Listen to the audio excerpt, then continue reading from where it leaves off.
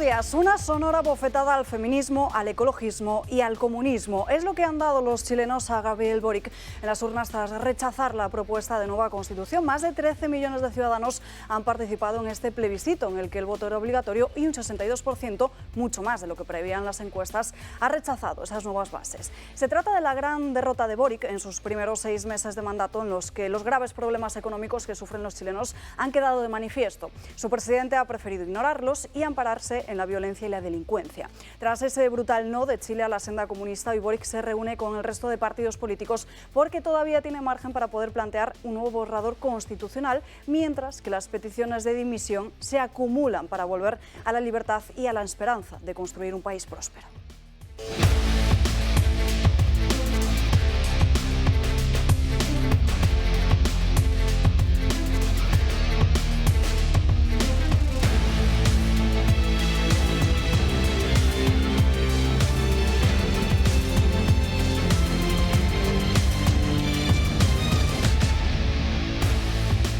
Muchos asuntos de los que hablar y debatir hoy en Dando Caña. Antes de nada, saludamos a los invitados que nos acompañan. Don Julio Ariza, muy buenos días.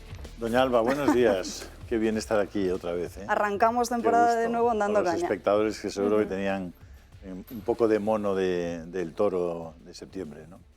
Pero bien, estamos muy ilusionados. Creemos que además hay, desde un punto de vista informativo, se presenta un cuatrimestre súper interesante, con muchísimas expectativas de todo tipo, con muchas incertidumbres, y eso para la información siempre es muy interesante, ¿no? Y aquí vamos a intentar darles la mejor información posible, también a nivel internacional, donde se va a mover la parte más importante de las cosas que van a acabar pasándonos a nosotros, en Estados Unidos y en el resto de Europa. Así que intentaremos seguir haciéndolo y vamos a seguir haciéndolo también en el canal de Telegram, al que animamos que volváis a apuntaros y a estar pendientes un poco de lo que os vamos pasando, porque vais a tener una información sobre todo del tema norteamericano y también de los temas españoles, ¿por qué no? Muy interesante. Hoy es Santa Teresa de Calcuta, es un día para nosotros muy especial, porque Teresa de Calcuta simboliza sin duda alguna, por su discurso ante los digamos, invitados al Premio Nobel, cuando recibió el Premio Nobel de la Paz, por ese discurso tan rotundo en el tema del aborto, en el que ella se manifestaba con una claridad como muy poca gente lo ha hecho, dándole la importancia que realmente tiene ese tema, que es de una gravedad extrema para una sociedad, y que Teresa de Calcuta, que fue una mujer que se dedicó apasionadamente a servir al resto de la humanidad, para servir a los más indefensos, a los más pobres, a los más enfermos, y que nadie pone en cuestión su sabiduría, su enorme sabiduría, y como no se puso en cuestión su santidad personal, pues que Teresa de Calcuta nos recuerde, como queremos que nos recuerde, qué es lo que pensaba sobre el tema del aborto, con toda claridad y además diciéndoselo a los más poderosos del mundo a la cara. Yo creo que es un día muy especial y muy interesante, muy bonito. Si te parece, vamos a tener a nuestros espectadores unos minutos esperando antes de escuchar a Teresa de Calcuta, y mientras tanto lo que pueden hacer es suscribirse en tu canal, donde por cierto van a encontrar el número de teléfono al que pueden enviar sus mensajes y opiniones para que las vayamos mostrando. Vamos a hacerlo ya. Sí. José María Francas, muy buenos días. Pues muy buenos días. Pues mira, yo en homenaje a Santa Teresa de Calcuta he republicado una entrevista sobre el aborto que me parece básica, que era Alicia Latorre, que se titula La ideología pro muerte se alimenta de dinero y de mentira. Creo que es una manera de homenajear a la santa, ¿no? Y de las televisiones, hoy he hecho bastante poco caso, la verdad, pero me he encontrado con una entrevista a Ione Belarra y me ha chocado el planteamiento de estoy embarazada, que eso es un problema suyo, pero como estoy embarazada ahora me doy cuenta de lo que son las embarazadas, y entonces ahora voy a empezar a pedir cosas para las embarazadas. Digo, pues es un buen criterio esto, ¿no? O sea, lo que me pasa a mí es lo que traslado, lo que no me pasa a mí, y los que no son como yo que le zurzan. Bueno, eso también me pasó con el COVID, algo similar, ¿eh? Sí, pero no deja de ser chocante el argumento de un mandatario, ¿no? De un ministro. Cuando me pasa a mí,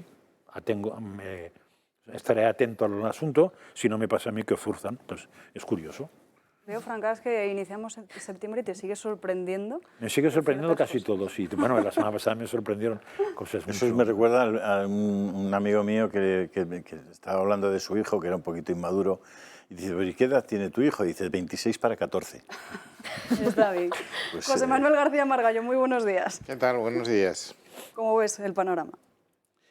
Pues muy complicado, muy complicado. Es decir, yo creo que estamos en medio de una crisis institucional. Cada vez avanzamos a más velocidad al control de todos los poderes del Estado y de la sociedad civil por el Gobierno, en un momento en que además vamos a embarcarnos en una crisis económica sin precedentes.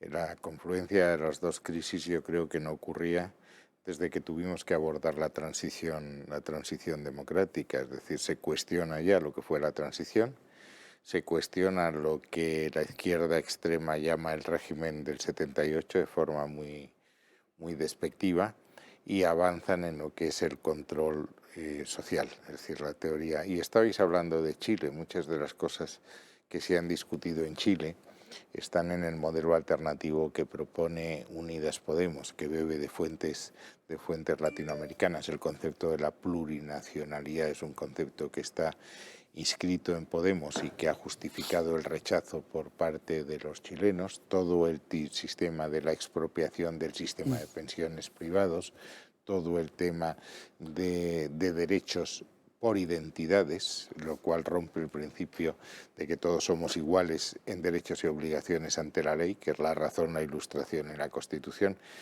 Y viene mal, lo de Ucrania va a continuar. Ahora ya nos hemos dado cuenta que no es que nosotros podamos sancionar a Rusia o castigar a Rusia dejándolo de comprar gas, es que Rusia puede hacer lo mismo, puede castigarnos a nosotros, dejarnos de comprar gas, y eso empieza a cuestionar la política, es decir, ¿cuándo termina la guerra en Ucrania? En el supuesto que termine en un alto el fuego sin que Putin retroceda y abandone los territorios que ha ocupado ilegalmente, ¿vamos a seguir con esas sanciones? ¿Hasta cuándo? ¿Cuándo Rusia va a volcar completamente el lado China? Se ha mezclado esto con el tema de Taiwán. En fin, un lío. Yo me ilustro todos los días con Julio Ariza, que me bombardea con el Telegram, lo cual me ha dejado... ¿Entraste en el... Absolutamente, vamos, todos los días. Yo me he dedicado en este verano a ver el viento, dónde atracaba, y a leer el Telegram de Julio Ariza, y el resto a hablar con mi... No te queda tiempo ya. No, nada. No. Con el Telegram ya no tienes tiempo. No, el Telegram es la enciclopedia, es una luz, porque además trata todo. Pero, en fin, no sé cómo he podido llegar hasta aquí sin leer el Telegram. Debía ser un analfabeto funcional. No, pero oye, pero di la verdad, que se publican muchas cosas que no están en otros sitios. Claro, no. Y veo que hay párrafos muy cariñosos para mi partido de vez en cuando. Hombre, tampoco es eso. De eso hablaremos luego, no se adelanten en la mesa, Patricia Santos. Bueno, ha buenos dicho días. que podemos ganar, pero para hacer lo mismo. Luego De que hablamos, No, me pregunto Patricia para Santos, qué buenos es. días. Oye, si quieres, mira, me das una idea. Vamos a leer eso y tú me contestas a esas preguntas. ¿A ¿O no? cuál? ¿Lo dejamos? No, pues yo tengo la memoria completa. No, yo lo tengo, yo lo tengo. Julio, veo que seguimos igual de rebeldes que antes de verano, así que para nuestros espectadores que aguanten y luego habláis de eso, Patricia. Buenos días. Muy buenos días, Alba. No sé qué va a ser más divertido, si el cara a cara entre Alberto Núñez Feijóo y Pedro Sánchez de mañana o aquí entre Julio y José Manuel. En cualquier caso, creo que esta semana la clave internacional la acaba de apuntar muy bien él, pero creo que esta semana en clave nacional nos encontramos en un momento muy importante. Mañana en la Cámara Alta vamos a ver al presidente del Gobierno desde su perspectiva fortalecido, ¿no? Después de ese gran viaje, digamos, europeo y esa preparación para su salida de política, y por otro lado al nuevo líder del Partido Popular, también fortalecido, Alba, porque han sido unos meses muy complicados, ¿no? En los que ha tenido que volver a rearmar su partido, a volver a encontrar, o a crear esos apoyos dentro del mismo, y por tanto creo que nos encontramos en una semana, no solo porque inicia el mes, pero en clave informativa muy interesante. José Ramón Riera, muy buenos días. Que todos los días que me levanto a las 7 de la mañana tengo un mensaje tuyo, el primero que me llega en el día, a no ser algún día que Julio, más madrugador que tú, a las 5 de la mañana, ya me está enviando temas. Que conste que yo te lo envío a las 7 de la mañana por un motivo, porque me han pedido que no los mande a las 5, pero normalmente los mandaba a las 5. Oye, de todas maneras, Yo envío algunos a las 5 y de repente siento que hay 5 bajas. Dice gente que De todas dice, maneras, no lo primero- quiero ya más el Telegram de Julio Yo porque... he optado por incomunicarme. No cojo el teléfono hasta las 7 de la mañana. Exactamente. Lo primero que yo tengo, lo cual me pierdo algún mensaje importante, pero entre eso y no dormir... yo lo primero que quiero es felicitaros, porque os veo morenitos a muchos de los que estáis aquí, Y tanto. excepto a Patricia y a mí, que tú tampoco estás muy morenito, ¿no? Aquí hay 3 que no hemos estado mucho de vacaciones. tres y 3 pringaos. que desde luego sí que lo han estado, porque tienen un ¿Por qué buen luchar color. Vamos a contra ver, la vamos Hay a ver. 3 pringaos y el Tú resto... este verano te ponías moreno caminando por cualquier calle sí, del sí. mundo, o Sí, sea, sí. da lo mismo. Y otra cosa es que yo me quitara la camisa, cosa que no haré, y entonces veríamos quién está blanco y quién está moreno. No, yo, Pero estoy, bueno. yo estoy completamente moreno. Yo es que Tú sí. ¿Quién- con quién- el verano... quién se- no juegas. quién se no, pica, no, Josco? es que no cambio de color, cambio de raza. De etnia. Oye, yo lo que quería hablar es un momento antes de que me quites la palabra, que me la vas a quitar en 5 segundos, pero yo creo que es que lo que ha dicho Margallo, lo que ha dicho Patricia, es decir, queda un tema, que es la economía, es lo que le va a servir a Feijóo para poder, de verdad, poner en su sitio al personaje que podrá ir por la vida diciendo lo que quiera. Pero, o sea, realmente, si la situación es deplorable. Esta mañana terminaba una investigación a las 7, después de haberte escrito con lo que íbamos a hablar hoy, que es asombroso. Es decir, somos el país 25 de 24 de los 27 que menos ha crecido en la economía en los 6 primeros meses comparado con los 6 meses anteriores. Todos han crecido más, menos Suecia y Francia. Claro, Francia, si ya la metemos en el saco, es que Francia es el que más gasto público tiene, el que más deuda pública tiene y el que peor está gestionado a la vez que España. Pero hoy le decía, de lo que estaba escribiendo, que no ha sido publicado, es Superpuma Sánchez, medalla de bronce en incompetencia, solo por este tema. Pero es que opta para cualquier variable económica que queramos utilizar a la medalla de oro, a la de plata o a la de bronce. Es difícil que no se gane una de esas medallas en cualquiera de los temas que queramos utilizar en economía. En deuda pública, medalla de oro. En paro, medalla de oro. En crecimiento PIB, medalla de bronce. Y así podríamos sacar 20 indicadores diferentes económicos y seguro que de esos 20, en 16, 17 y 18 tiene medalla. Con lo cual, hombre, yo creo que Feijóo debe de aprovechar la oportunidad para darle duro y a la cabeza en cuanto al tema de la economía. El otro le va a intentar meter temas filosóficos y ahí es donde vamos a ver cómo se defiende Alberto, que creo que mañana lo tiene realmente fácil para destrozar de una vez a este caballero. Pero en cualquier caso, si los medios de comunicación no los tiene a su favor el señor Feijóo. Los medios de comunicación los tiene a su favor, sí, el señor presidente. No, ¿tú has visto Televisión Española la 1 esta mañana? No, es que no la veo Han nunca. dedicado una hora a Están Alberto cambiando un Feijóo. poquito, ¿eh? No, Están es que cambiando por un poquito, principio ya se no la Hoy era el veo. Hasta desayuno, que alguien me diga que se puede ver. Ojalá tengáis razón y ojalá empiecen a cambiar y ojalá empiecen las Antena 3, Telecinco y sus aláteres. Yo creo que han empezado a cambiar hace un rato, a sinceramente. Yo creo que muy suave, los ¿eh? medios de comunicación en España, Muy suave. que en gran medida viven del gobierno. Sí, sí. Ese es el problema. Si viven del gobierno, cuando ven que puede haber otro gobierno, pues ponen las velas, son buenos regatistas. Bueno, Entonces ponen las velas como procede en función del Pero- cambio pero- de viento. pero- Lo que pasa es que no lo hacen rápidamente, lo hacen me juego a poco. contigo una cervecita con pincho de tortilla a que mañana todos los telediarios hablen. Es decir, con la noticia de los 50 tíos que se han reunido en la Moncloa con Pedro Sánchez y con las preguntitas que le van a hacer. Ni una, Pues fíjate, te voy a decir una ni cosa, una José Manuel, yo difícil, es la primera además. vez que creo que voy a entrar en debate contigo. Evidentemente tenemos unos problemas económicos brutales, pero es que yo me he ido asomando país por país y no estamos muy lejos. Bueno, No tiene razón, Julio. bueno. Bueno, Yo si creo que queréis en este empezamos. ranking- Medalla oro, Si plata, queréis, plata, vemos bronce, cómo ¿eh? está en este momento Gran Bretaña. Sí, sí. Mírate la factura de la luz en Gran Bretaña. No, sí, si miras la luz, no somos lo peor. ¿No somos lo peor? Si miras la luz, Bueno, Si quiero decir, miras el gas, parece tampoco. un dato no poco relevante. si miras el gas, tampoco. ¿Vale? No. Si miras el gas, tampoco. Tampoco. Y, Si miras el paro, sí. El otro Pero si día miras el el paro- ministro de Pero vamos a Economía ver, en el francés paro, lo ¿cuándo puso de España ha estado igual que el resto de Europa, hombre? Nunca. Nunca. Pero ahora dobla, ¿eh? Dobla la media, ¿eh? Sí, pero con unos números que nada tienen que ver con los que teníamos hace 20 años. No, perdóname. El paro está totalmente manipulado en estos momentos. Y te voy a dar un dato de por qué está manipulado. No se ha caído el paro 40.000 personas en el mes de agosto. Se han caído 150.000 contra agosto del año pasado, que es cuando hay que mirarlo realmente. No 40.000 contra julio, no. 150.000 contra agosto del año pasado. Y esos 150.000 contra agosto del año pasado no se producían desde el 2012.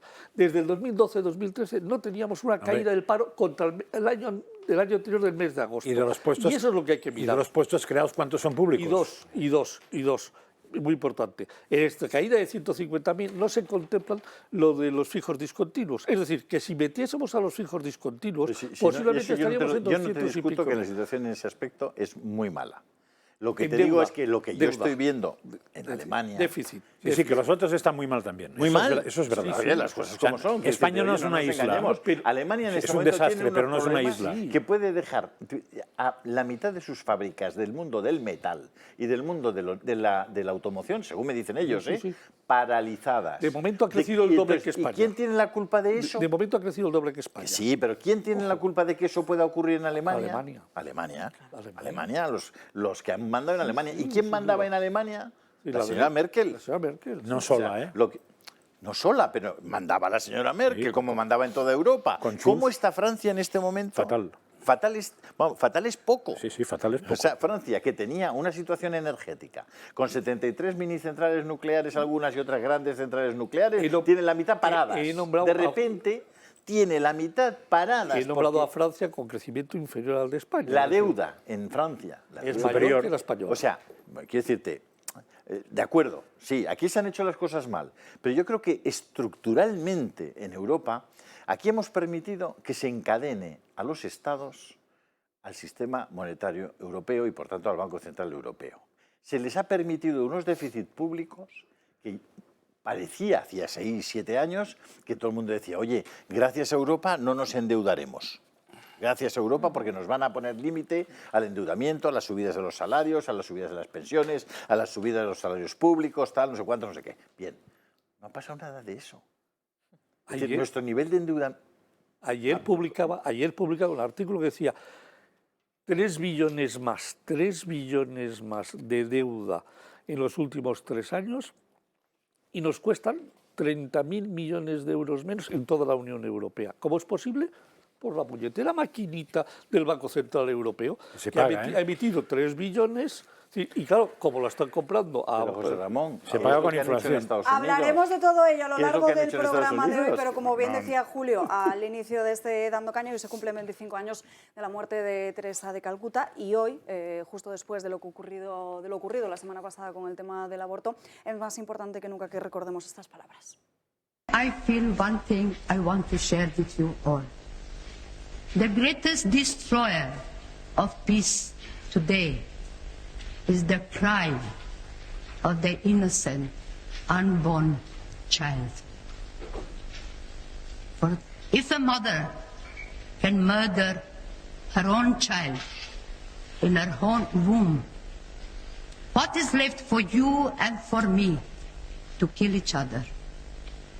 Even in the scripture, it is written, even if mother could forget her child, I will not forget you.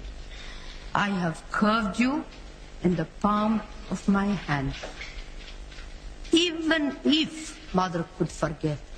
But today, millions of unborn children are being killed. And we say nothing. In the newspapers, you read numbers of this one, that one being killed, this being this one. But nobody speaks of the millions of little ones who have been conceived with the same life as you and I, with the life of God. And we say nothing. We allow it. To me, the nations who have legalized abortion, they are the poorest nation. They are afraid of little one. They are afraid of the unborn child.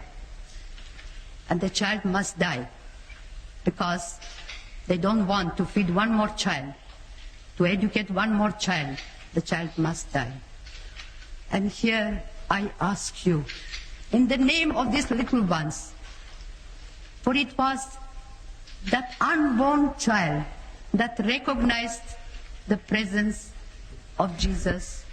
When Mary came to visit Elizabeth, her cousin, as we read in the Gospel, the moment Mary came into the house, the little one in the womb of his mother leaped with joy, recognized the Prince of Peace. And so today, let us here make a strong resolution. We are going to save every little child, every unborn child, give them a chance to be born. And what we are doing, we are fighting abortion by adoption.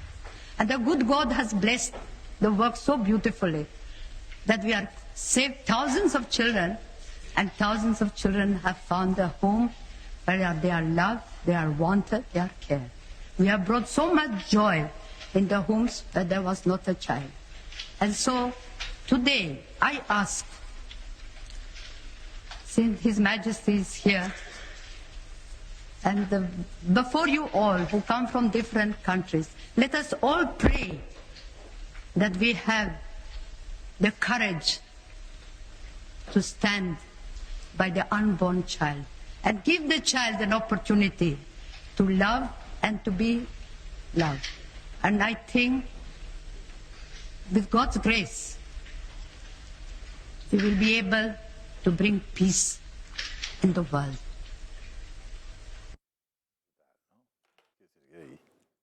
Julio. Poco, no, ¿qué voy a decir?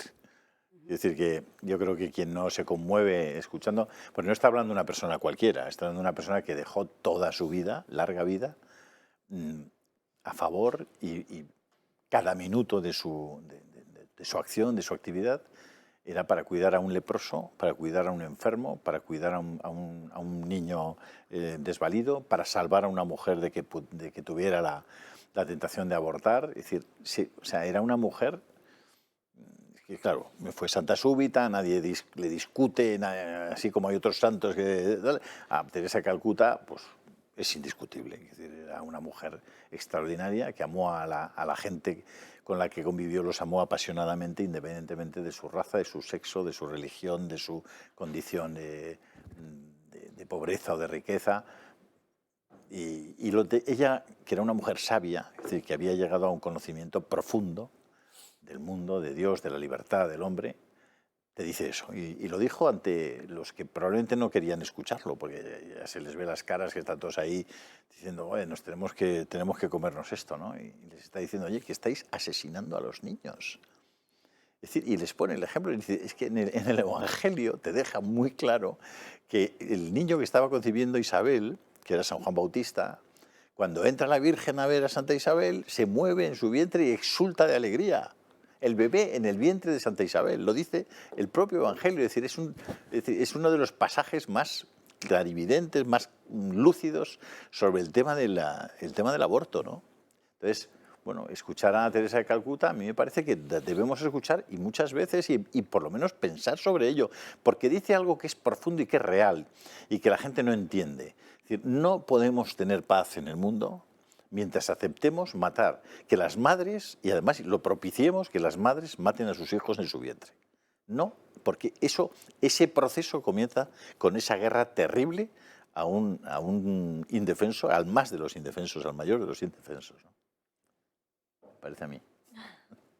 Y además, fijaros qué actualidad tiene este discurso que da la Madre Teresa de Calcuta. Han pasado unos 40, algo más de 40 años desde entonces, y todavía hoy sigue estando en el debate de la política de cualquier Estado desarrollado del mundo.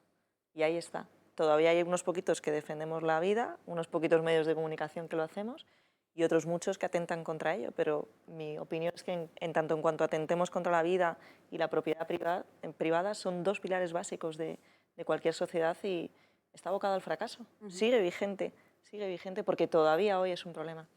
Precisamente este es el debate que tenemos encima de la mesa después de que el Consejo de Ministros de la semana pasada aprobase ese anteproyecto de ley del aborto que quiere sacar adelante Irene Montero. Como les venimos recordando, esta ley todavía no es firme, tiene que ir al Congreso de los Diputados, debatirse e incorporarse diferentes enmiendas, pero conocemos algunas de las claves que quiere llevar a cabo la ministra de Igualdad.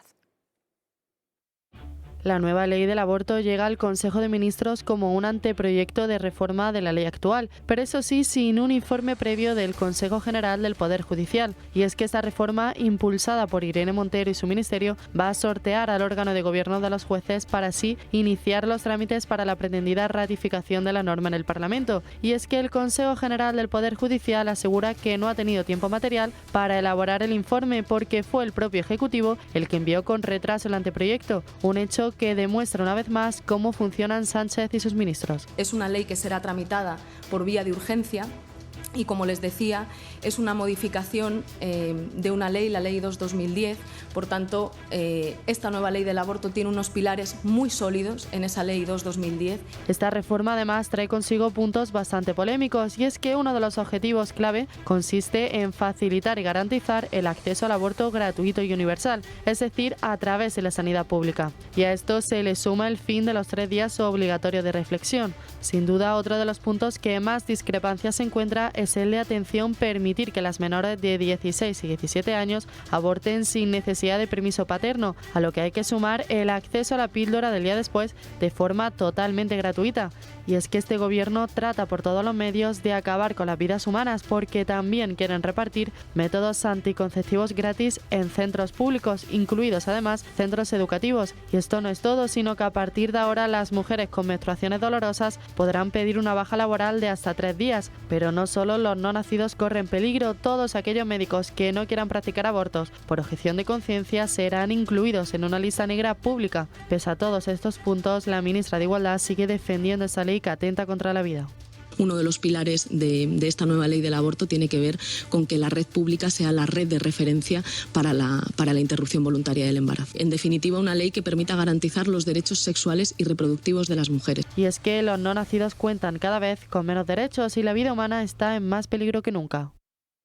Y en medio de todo este debate, muy llamativas las palabras de Isabel Díaz Ayuso de la semana pasada. Si esa mujer de 16 años lo habla con los suyos, lo habla abierta con los suyos, entiendo que son sus padres, ¿no? Lo habla, pero después de hablarlo tienen posiciones distintas. Y ella entiende que lo razonable para ella es abortar y los padres están en contra. ¿Ahí usted qué hace? Yo creo que tiene que abortar, desde luego. Yo creo que una vez que una mujer tiene claro que no quiere salir adelante con ello y lo tiene claro, yo creo no puedes obligar a nadie a llevar una vida contraria a la que tú has deseado. Lo que sí que creo es que hay que fomentar que no se llegue a ello. Pero ¿cómo decirle a una mujer que viva como no quiere? ¿Cómo voy a decirle yo eso? Esas son las palabras de la presidenta de la Comunidad de Madrid. Julio, ¿qué opinión te merecen? Bueno, me parece que son frívolas, muy frívolas. Es decir, primero porque el periodista con inteligencia y con astucia le hace una pregunta trampa en la que un político, es decir, que tenga una fundamentación suficiente, no hubiera entrado, ¿no? Hay muchas preguntas que simplemente no vale la pena ser respondidas, porque tú no estás para eso, tú estás para legislar. Porque la ley envía un mensaje a la sociedad, un mensaje pedagógico. La ley modifica a la sociedad. Las leyes a lo largo de estos años de democracia, desde la Constitución, han ido modificando la percepción que tenía de los asuntos la sociedad, como lo hacen los medios de comunicación, como lo hacen las películas o las series de Netflix. Todo eso modifica la percepción, pero la ley es fundamental. Es decir, y una político en activo, si entiende que lo que hay en el vientre de la madre es un niño, ¿cómo puedes responder a abortar? Y luego hablas de ello, porque incluso evitas hablar del niño a continuación, es porque tú misma te has metido en un callejón sin salida. Es decir, abortar, o sea, matar. ¿Tú querías matar? Porque si el periodista hubiera querido ir por el otro lado, es decir, poner en cuestión a Díaz Ayuso en su posición sobre el aborto, pues lo tenía muy fácil. Pero no, lo que quería era justamente enviar el mensaje de que el Partido Popular, el tema del aborto,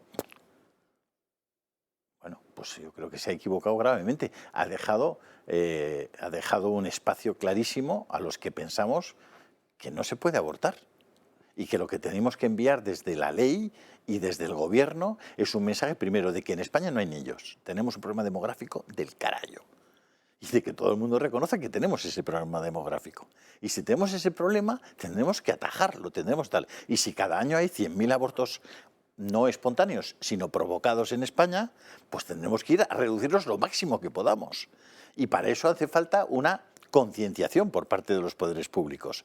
No va a empezar la concienciación diciendo abortar a una niña de 16 años, además contra el criterio de sus padres. Porque ahí se está cargando también el otro principio, que por cierto el Partido Popular siempre había defendido, que a los 16 años, oiga, si usted es menor de edad, es menor de edad. Y no puede ser mayor de edad para cambiarse de sexo, no puede ser mayor de edad para abortar, cuando no puede ser mayor de edad ni para votar, ni para sacarse el carnet de conducir, ni para que en el colegio pueda ir a hacer una actividad. Es que a mí me pareció una contestación que la dejó... es decir, yo espero que un día lo piense, salga y simplemente rectifique y explique, oye, mira, dentro de la madre hay un ser humano y, por tanto, en ningún caso yo le diría abortar, en ningún caso yo le diría matar. En todos esos casos le diría busca todo lo que puedas, haz todo lo que puedas antes de matar. Pero bueno, oye, cada uno responde como quiere responder y deja a sus electores también que vean cuál es su posición. Margallo. Vamos a ver, aquí yo creo que hay que distinguir con claridad la posición de Isabel Díaz Ayuso como presidenta de una autonomía, en lo que opine dentro de las competencias autonómicas tiene una prioridad, si quieres, en la opinión, y otra cosa en temas que no son competencia autonómica, y desde luego el aborto no lo es. Y eso es una decisión que corresponde a los órganos del Partido Popular. Y el Partido Popular en esto ha sido inequívoco. Nosotros tenemos un recurso a la ley Viviana Aido, que establecía la no necesidad del consentimiento de los padres para las menores, que es el tema, a mi juicio, más brutal. Y como eso sigue sin resolverse, nosotros en el Gobierno, en julio del 2015 modificamos la ley de atención al paciente para eliminar la posibilidad de que las menores de 18 años aborten sin consentimiento de los padres. Y esa ha sido la posición que ha mantenido el presidente del partido, la que es mayoritaria en el partido. El Partido Popular no es un partido minarete, es un partido cúpula. Es decir, nosotros no somos el comité central del Partido Comunista de la Unión Soviética. Hay diferencias de opiniones, pero esas diferencias de opiniones se sustancian dentro de los órganos políticos que son los que toman una decisión que es obligatoria para todos los miembros. Y la posición del partido es la que he dicho. Estamos completamente en contra, siempre lo hemos estado. Y lo más inteligente que ha dicho en esta entrevista es que hay que hacer todo lo posible para evitar que una mujer llegue a una situación de verse forzada a abortar. Es decir, creo que la ayuda a la maternidad es un tema Yo estoy clave. completamente de acuerdo contigo, José Manuel, en que eso es lo más inteligente que ha dicho en esta entrevista. Oye, qué sorpresa que estemos de acuerdo tú y yo en algo. Porque el resto de las cosas que ha No, dicho... ha sido muy desafortunado. De todos modos, ha sido tremendamente desafortunado y no No hay discrepancia Yo ninguna. formaba parte del gobierno que modificó esta ley, no hubo discusión en el Consejo de Ministros, no creo que esté violando el secreto del Consejo de Ministros, y el presidente del Partido Popular ha sido muy claro en este tema. Si Isabel Díaz Ayuso tiene una propuesta diferente, lo que tienes que plantearla en los órganos del partido y será el partido el que tome. Pero la postura del Partido Popular es clara como el agua clara. Seguiremos hablando del asunto del aborto y le daré la palabra a Josep María Francas, pero tras una breve pausa de publicidad. No se marche. Yo estoy en Bangladesh.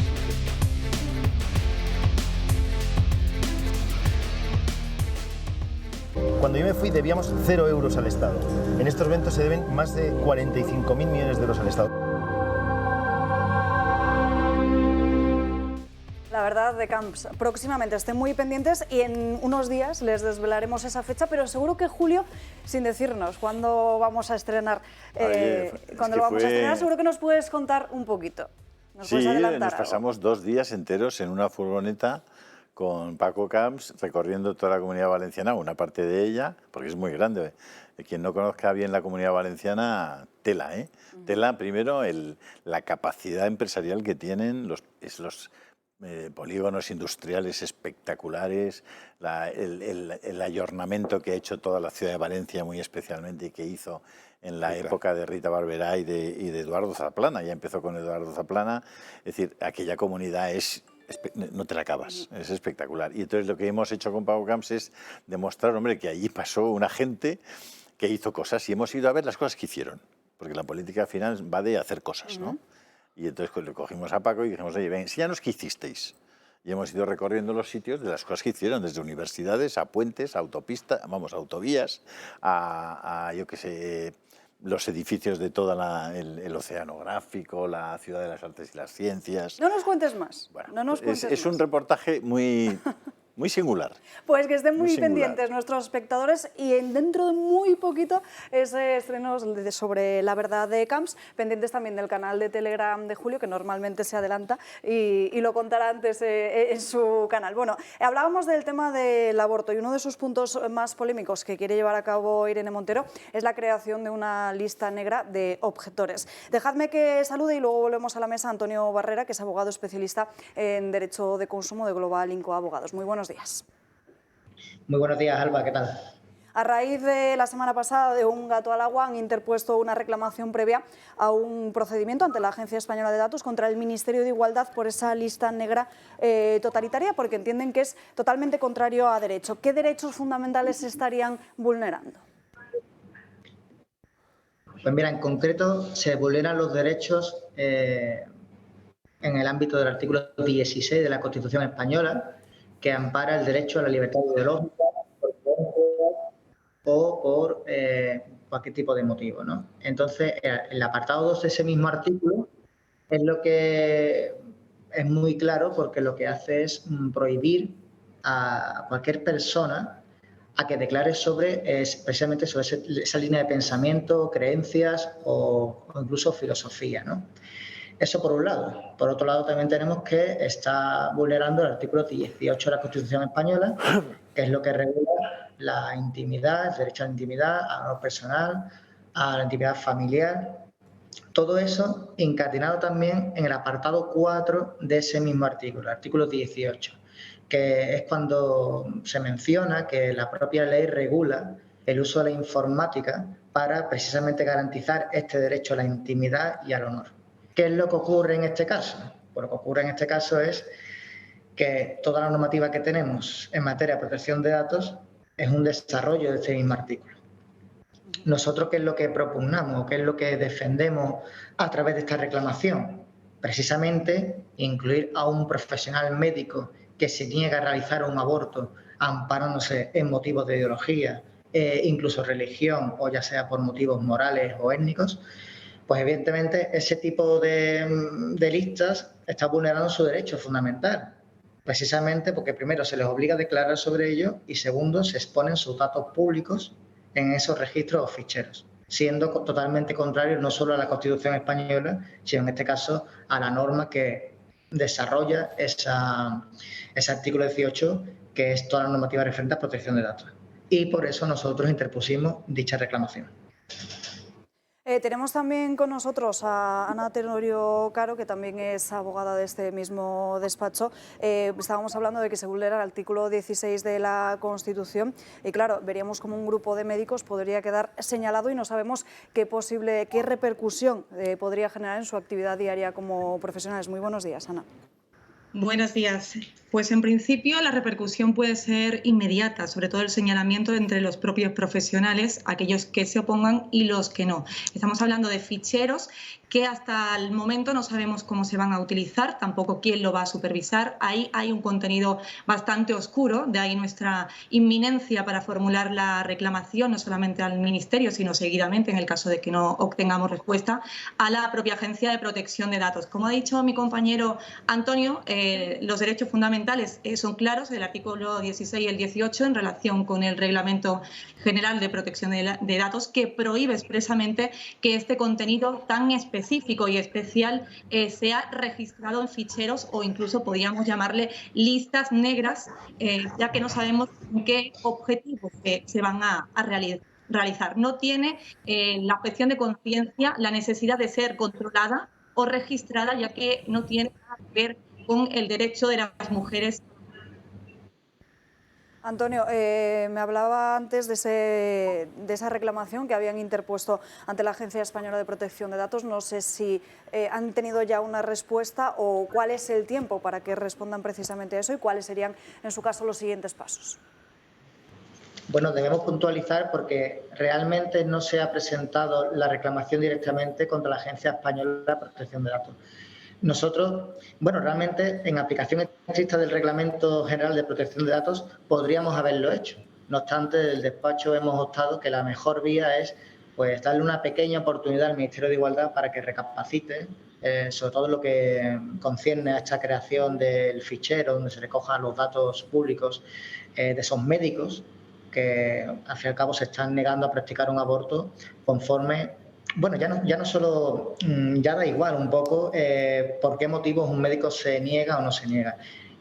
Básicamente no se puede recoger un dato público sin el consentimiento de esos afectados y mucho menos exponerlo de forma pública para que todo el mundo tenga acceso y ello, como bien se comentará o se habrá comentado, puede perjudicarles de cara a un futuro profesional, ¿no? Incluso. Pero es que además eso se complica un poco más, porque el propio reglamento prohíbe recoger o crear esos ficheros donde se incluyan esos datos precisamente por el dato o carácter sensible que tienen. Como puede ser ya en este caso, ahora sí que se tiene en cuenta esta pequeña vertiente, este pequeño matiz de datos sensibles, por tratarse de motivos ideológicos, motivos de creencia religiosa, motivos filosóficos, afiliaciones a partidos políticos. Todo ello ya es que está prohibido. Y nosotros pensamos que desde el despacho Global Incoa nosotros creemos que no es que no se pueda hacer, es que es ilegal, no se debería de hacer. Porque las declaraciones que realiza la señora Montero en la rueda de prensa, que como, bueno, esas declaraciones me enteré precisamente gracias a que lo vi en vuestro programa, ¿no? Gracias al Toro TV.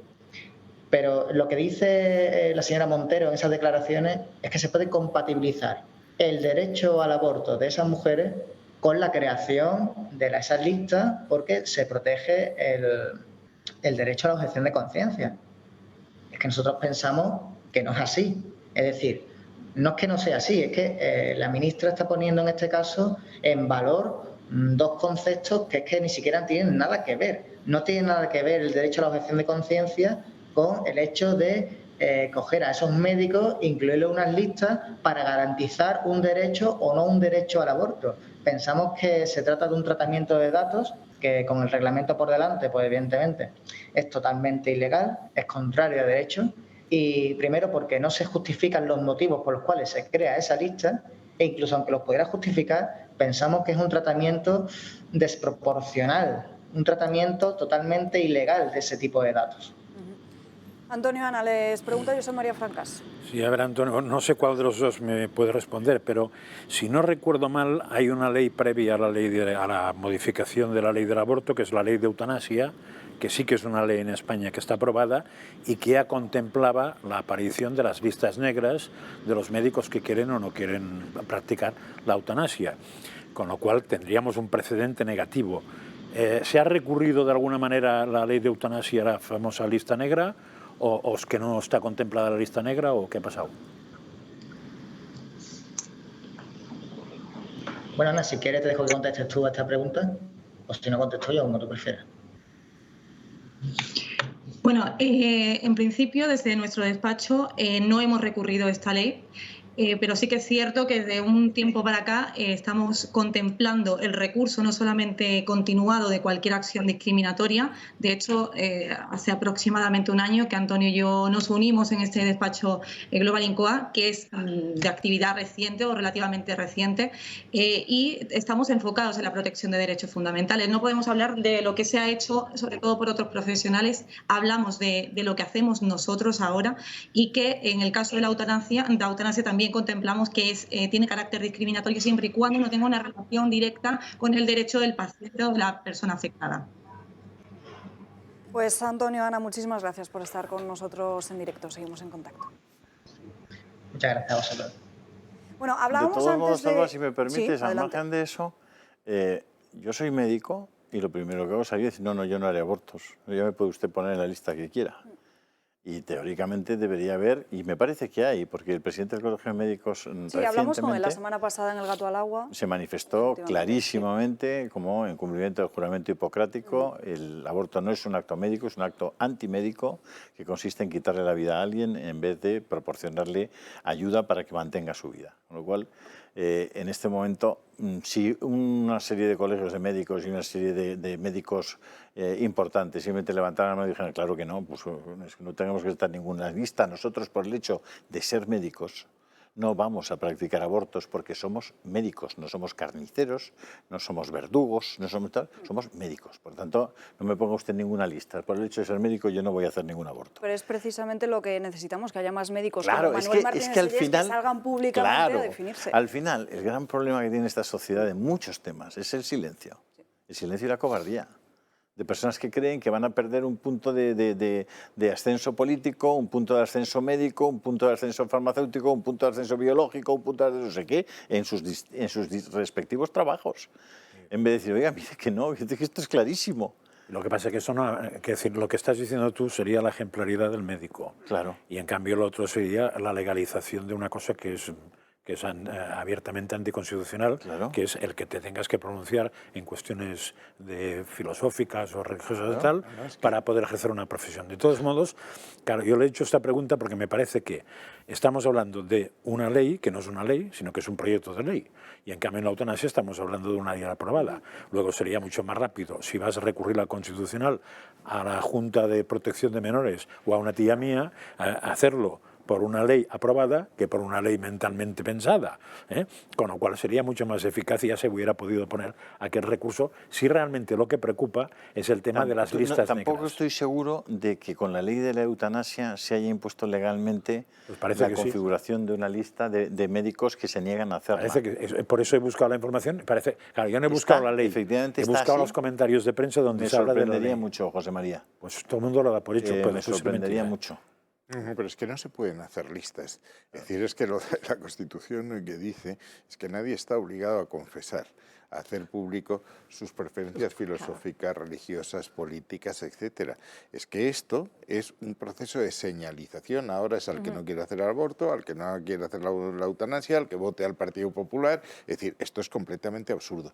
Pero es que estamos, y estos 10 meses, decía Patricia antes, que van a ser muy interesantes. Estamos en vísperas de unas autonómicas y locales que van a prejuzgar las generales. Zapatero perdió y dejó de ser candidato porque tuvo un revolcón en las autonómicas y locales y evidentemente estaba incapacitado. Y el Partido Socialista y especialmente Sánchez están en ese momento. Y la estrategia que han escogido y que van a acentuar a medida que nos aproximemos a la fecha es la polarización. Es la resurrección de las dos Españas con toda claridad. Ellos son el pueblo, es decir, ahora se recorre España hablando que ellos son el gobierno de la gente y nosotros somos el gobierno de las eléctricas, las bancarias y no sé cuántas más cosas. Bueno, entonces, ¿qué han hecho? Es decir, ¿por qué hacen ahora una ley de memoria democrática? El reconocimiento de las víctimas, la condena del franquismo, estaban ya hechas. Es decir, ¿a qué viene eso? Es a señalar quién está en un bando y quién es otro. Esto es la herencia de Azaña y de Zapatero. Es que Azaña empieza diciendo la República será de izquierdas o no será. Todo el que no era de izquierdas estaba fuera. Entonces no se puede esperar una gran colaboración.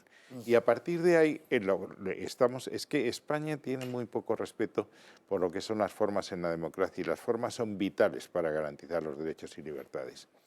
El tema que ha sacado la ministra Montero está recurrido en el tribunal desde el año 2010 sin que se haya resuelto el recurso, lo cual quiere decir que no debe ser tan urgente.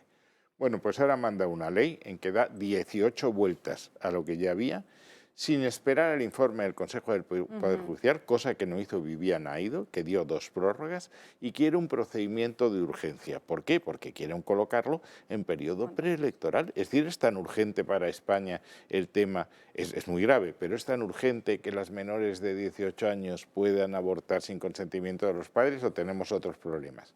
¿Es un tema tan delicado que exigiría un cierto consenso y una cierta reflexión? Parece que sí, cuando el Constitucional no ha sido capaz de dar una respuesta.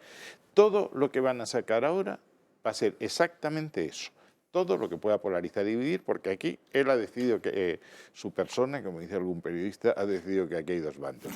Uno que es él y el espacio Chanel de Yolanda Díaz, que veremos a ver cómo se dilucida eso, y otro en que están todos a la derecha del PSOE, que somos los herederos del fascismo directamente. Aquí lo tenemos que dejar porque nos tenemos que ir a una breve pausa de publicidad. Enseguida estamos de vuelta, pero les recordamos que en el canal de Telegram de Julio está el número de teléfono al que pueden enviar sus mensajes y opiniones, y a la vuelta los vemos. No, y hay otra cosa que les quiero recordar. Esta televisión solo se sustenta por sus... amigos, en el Club de Amigos, y si no apoyáis, la televisión no se sustenta, no es sostenible, porque el dinero público no está para este tipo de televisiones, está para otras televisiones.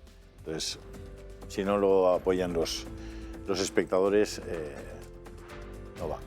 Así que, por favor, vamos a empezar el año bien. Eso es. Y que se apunten al Club de Amigos. 91 616 2464, también se pueden dar de alta en nuestra página web clubdeamigos.eltorotv.com, o si lo prefieren escribiendo un correo electrónico a elclub@eltorotv.eu. 91 616 2464. Enseguida volvemos. Ya estamos de vuelta en Dando Caña, nos acercamos a la 1 en punto de la tarde y tenemos que hablar de inmigración, porque para los que dicen que no es ningún problema y que hay mucho menos que hace unos años, los datos no mienten. Fíjense, en Ceuta y Melilla hay el doble de menos que hace un año. Como cada verano, miles de inmigrantes ilegales, entre ellos menores no acompañados, llegan a las costas españolas. Almería, las Islas Canarias, Baleares y Cádiz son los sitios donde más pateras llegan. Sin embargo, hay que destacar además 2 más, Ceuta y Melilla. Las 2 ciudades autónomas ven no solo la llegada de pateras ilegales a sus costas, sino también cómo estos inmigrantes saltan las vallas. El último salto masivo se produjo en Melilla, dejando 23 muertos. Los garfios, piedras y cuchillos son los elementos clave que utilizan estos inmigrantes para enfrentarse a la Policía Nacional. Sin embargo, ambas ciudades están al borde del colapso, y es que solo en estos 3 meses de verano han doblado el número máximo de menas acogidos, al llegar 161. Agosto es además el mes más preocupante, ya que de media han llegado casi 3 menas nuevos. Así, ya son 331 los que Ceuta está acogiendo, unos números que impactan si recordamos que esto supone más que el doble del número máximo establecido en 132 que se pactó con el gobierno. Unos datos que preocupan y mucho, sobre todo al ver la lista de nombres más frecuentes en ambas ciudades autónomas. En 1930 los nombres más utilizados eran españoles, como José, Antonio o Francisco. Ahora esto ha cambiado. En 2010 Mohamed, Adam o Ryan encabezaban esta lista. ¿Pero qué está haciendo el Ejecutivo ante tal atropello de nuestras ciudades, nuestras costumbres y nuestras tradiciones? Exacto, nada. Pues ha quedado clarísimo. Bueno, y hablando de Ceuta y Melilla, han causado bastante polémica unas declaraciones de María Antonio Trujillo, que fue la titular de Vivienda en el gobierno de Zapatero. Patricia. Así es, Alba. La exministra de Vivienda, con el gobierno de José Luis Rodríguez Zapatero, María Antonia Trujillo, afirmó la semana pasada en la ciudad marroquí de Tetuán, durante un congreso internacional de relaciones hispano-marroquíes, que Ceuta y Melilla suponen una afrenta para la integridad territorial de Marruecos y que son vestigios del pasado pasado que interfieren en sus relaciones con España. Unas declaraciones que fueron duramente criticadas por la opinión pública española durante el pasado fin de semana y de las que un representante del Gobierno español, Patxi López, portavoz del PSOE en el Congreso, ya se desmarcó el pasado domingo. Sin embargo, la anécdota no ha quedado ahí. Hemos investigado qué entidades han sufragado este encuentro, aparentemente académico, en el que también participó el expresidente José Luis Rodríguez Zapatero, y hemos descubierto esto. A continuación podemos ver que entre estos organizadores de la conferencia estuvo la Escuela Normal Superior de Tetuán, la Universidad Abdelmalek Essadi, una universidad pública creada en 1989, y también, y aquí lo interesante, el Centro Marroquí de Estudios de Investigación en Economía y Desarrollo Sostenible. Hasta aquí bien, si no fuera porque este último, dentro de sus principales socios, se encuentra el Casal dels Infants, una asociación catalana, por tanto española. Así, por tanto, podemos afirmar que el dinero público español, Alba, en principio destinado a integrar y promover la escolarización de niños en situación de vulnerabilidad, se ha utilizado para sufragar una conferencia que en territorio extranjero ha permitido que un participante emita declaraciones en contra de la integridad territorial española, con la gravedad extra que supone que haya salido de la boca de una exministra española. Es decir, dinero de todos para pegarnos un tiro en el pie. Francas, Margallo, no sé qué opináis. No, vamos a ver, esto es algo esperable. Es decir, cuando Rodríguez Zapatero, que es el que inicia toda esta deriva que estamos sufriendo en muchos temas, entre otros el tema del concepto de la nación española, dice que la nación es un concepto discutido y discutible. Claro, si usted no sabe la nación que está gobernando mal, la puede gobernar. Patxi López, por cierto, recuerdo que en un debate cuando era candidato contra Sánchez le dijo a Sánchez, pero tú sabes lo que es una nación. Sí. Bueno, si no sabes lo que es una nación, el tema es muy complicado, pero es un tema de una ignorancia tremenda. Es decir, Ceuta y Melilla son españolas mucho antes de que existiese el Tratado de Marruecos. En concreto, Melilla es de 1457 y Ceuta era portuguesa y por decisión de sus habitantes queda en la corona española en la separación. Todos los tratados, el último, el de Carlos III, reconocen la integridad territorial de España, incluyendo Ceuta y Melilla. Ceuta y Melilla no están en la lista de territorios a descolonizar de las Naciones Unidas. Sí está Gibraltar, que por cierto tampoco les importa demasiado. Eso no está en cuestión. Que entonces la Constitución española habla de Ceuta y Melilla en una disposición adicional, la quinta, y cuando la forma de elegir diputados y senadores. Lo importante es que se citan expresamente, por tanto están amparados por el artículo 2, que habla de la integridad territorial de España. Decir esto es un delito de lesa patria. Es decir, esto en ningún marroquí en ningún momento va a decir que Ceuta y Melilla son españoles. Nunca va a dejar de decir que son marroquíes. Y esto está ligado con la torpeza de la política exterior española en el norte de África. Primero se hace lo de Gali, con lo cual enfadamos a Marruecos, luego hay una carta llena de faltas de ortografía en que vamos mucho más lejos que Estados Unidos, de hecho lo ha recordado Marruecos. Estados Unidos dijo que la autonomía era una solución constructiva. Sánchez dice que es la más realista, con lo cual descalifica a todos los demás en contra de lo que habíamos hecho. ¿Para qué? Para evitar los temas de migración. Estáis hablando de los saltos a la valla, había 2.000 personas en el Gurgú y Sánchez no quería verse otra vez en Telediario como en Ceuta. Pero lo que ha hecho es exactamente lo contrario de lo que hay que hacer. Cuando te ven debilidad en las relaciones internacionales, te chantajean más. Entonces, si saben que somos vulnerables al tema de la inmigración, nos van a chantajear más. Yo no he visto ninguna declaración de Marruecos que diga que la luna de miel esta que tuvieron Sánchez y el rey de Marruecos ha beneficiado la seguridad de Ceuta y Melilla. Parece que no, tampoco para canalizar la inmigración. Hombre, y tenemos, ¿qué es lo que dijo Sánchez? Además, que es que habrían abierto las fronteras. Oiga, si era su obligación, no con España, sino con la Unión Europea. Es que Marruecos tiene un acuerdo con la Unión Europea que le obliga a garantizar la libre circulación. Pues hay que exigir que eso se cumpla y tenemos medios. Hay una cantidad enorme de dinero que se da a Marruecos en cooperación, etcétera. Y la política, mira, decía Palmerston, Inglaterra no tiene enemigos ni amigos permanentes, tiene intereses permanentes. Y España tiene intereses permanentes. Y la integridad territorial es uno, no es uno, es el más importante de todos los intereses que tienes que defender. Pero renunciamos a Gibraltar cuando lo podíamos haber hecho, aceptamos lo de Ceuta y Melilla, estamos aceptando que una comisión de Naciones Unidas nos diga lo que hay que hacer en el proceso, etcétera. Son una debilidad tan extraordinaria, pero yo creo que es ignorancia. O sea, esta señora no sabía de vivienda, pero ahora veo que tampoco sabe de lo que dice la Constitución sobre la españolía de Ceuta y Melilla, ¿no? Francas. Bueno, yo creo que no es que no sepas que le debe importar un pimiento lo que dice la Constitución directamente, además de que puede no saber. O sea, no creo que le preocupe lo más mínimo lo que esto. Bueno, es que no tengo mucho más que añadir. Me parece que es evidente que forma parte del mismo paquete.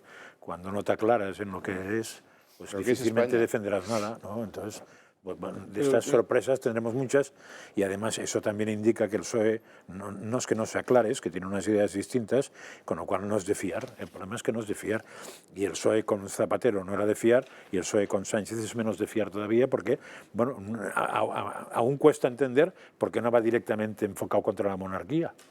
Parece que de vez en cuando le da algún viaje o deja que le casquen, pero tal, pues da la sensación de decir, ¿y por qué no van directamente? Pues porque no les debe interesar. Una parte del gobierno va, ¿eh? Pero sociológicamente creen que todavía lo que le ha pasado al nacionalismo durante muchos años, no veían el momento oportuno para plantear un órdago, cosa que hicieron y se equivocaron. El propio, no sé si habéis visto la entrevista que Josep Cuní le hizo a Jordi Pujol la semana pasada. Me parece un documento interesantísimo desde un punto de vista político. Yo creo que al PSOE le pasa exactamente lo mismo con el tema de la monarquía. Tienen muy claro que no quieren una monarquía en España. La monarquía en España representa muchas cosas que ellos no quieren. Por lo pronto, se trata de una monarquía católica. No sé si lo recordáis. Y en cualquier caso, bueno, cada vez menos, la izquierda, bueno, claro, evidentemente, la izquierda quiere una república. Lo dice por activa, por pasiva y por perifrástica. Pero no lo va a plantear seriamente mientras no crea que hay un 55% de españoles que lo quieran. Y no los hay. La realidad es que no los hay. Entonces, ¿Y no crees que además en esto es una preparación? Empiezas a tirar globos sonda, vamos a ver qué pasa, vamos a hablar de que Ceuta y Melilla no es nuestro, no importa lo que diga la Constitución, no importa nada. En definitiva es ir creando un caldo de cultivo para que poco a poco dos vayamos pasos adelante, uno atrás, y es Escocia. Yo creo que esto es una torpeza, ¿eh? Simplemente una torpeza. Hombre, en el yo caso es que como pienso que es que estos son así, que lo tienen todo pensado y trabajado, y tiran a la más tonta para que lo diga. Pero que eso... Pero María Antonia sin no es embargo, tonta, no fue una torpeza. Ya os digo que no es tonta, ¿eh? En la reunión de la OTAN, no es tonta. En fin, que ha quedado al margen de la protección de este organismo al que nosotros pertenecemos. Quizás esto sí ha sido una torpeza, ¿no? El caso concreto de Trujillo. Lo que sí tiene razón es que en este tema no lo han tomado demasiado en serio, porque en la reunión que hubo aquí de la Alianza Atlántica, que se insistió tanto en la frontera del este, se debía haber insistido mucho más en la frontera sur, donde vamos a tener muchos problemas, y era el momento de hacerlo. Ahí, es que Europa y Occidente se están retirando de África, y eso está siendo ocupado por los rusos y por los chinos.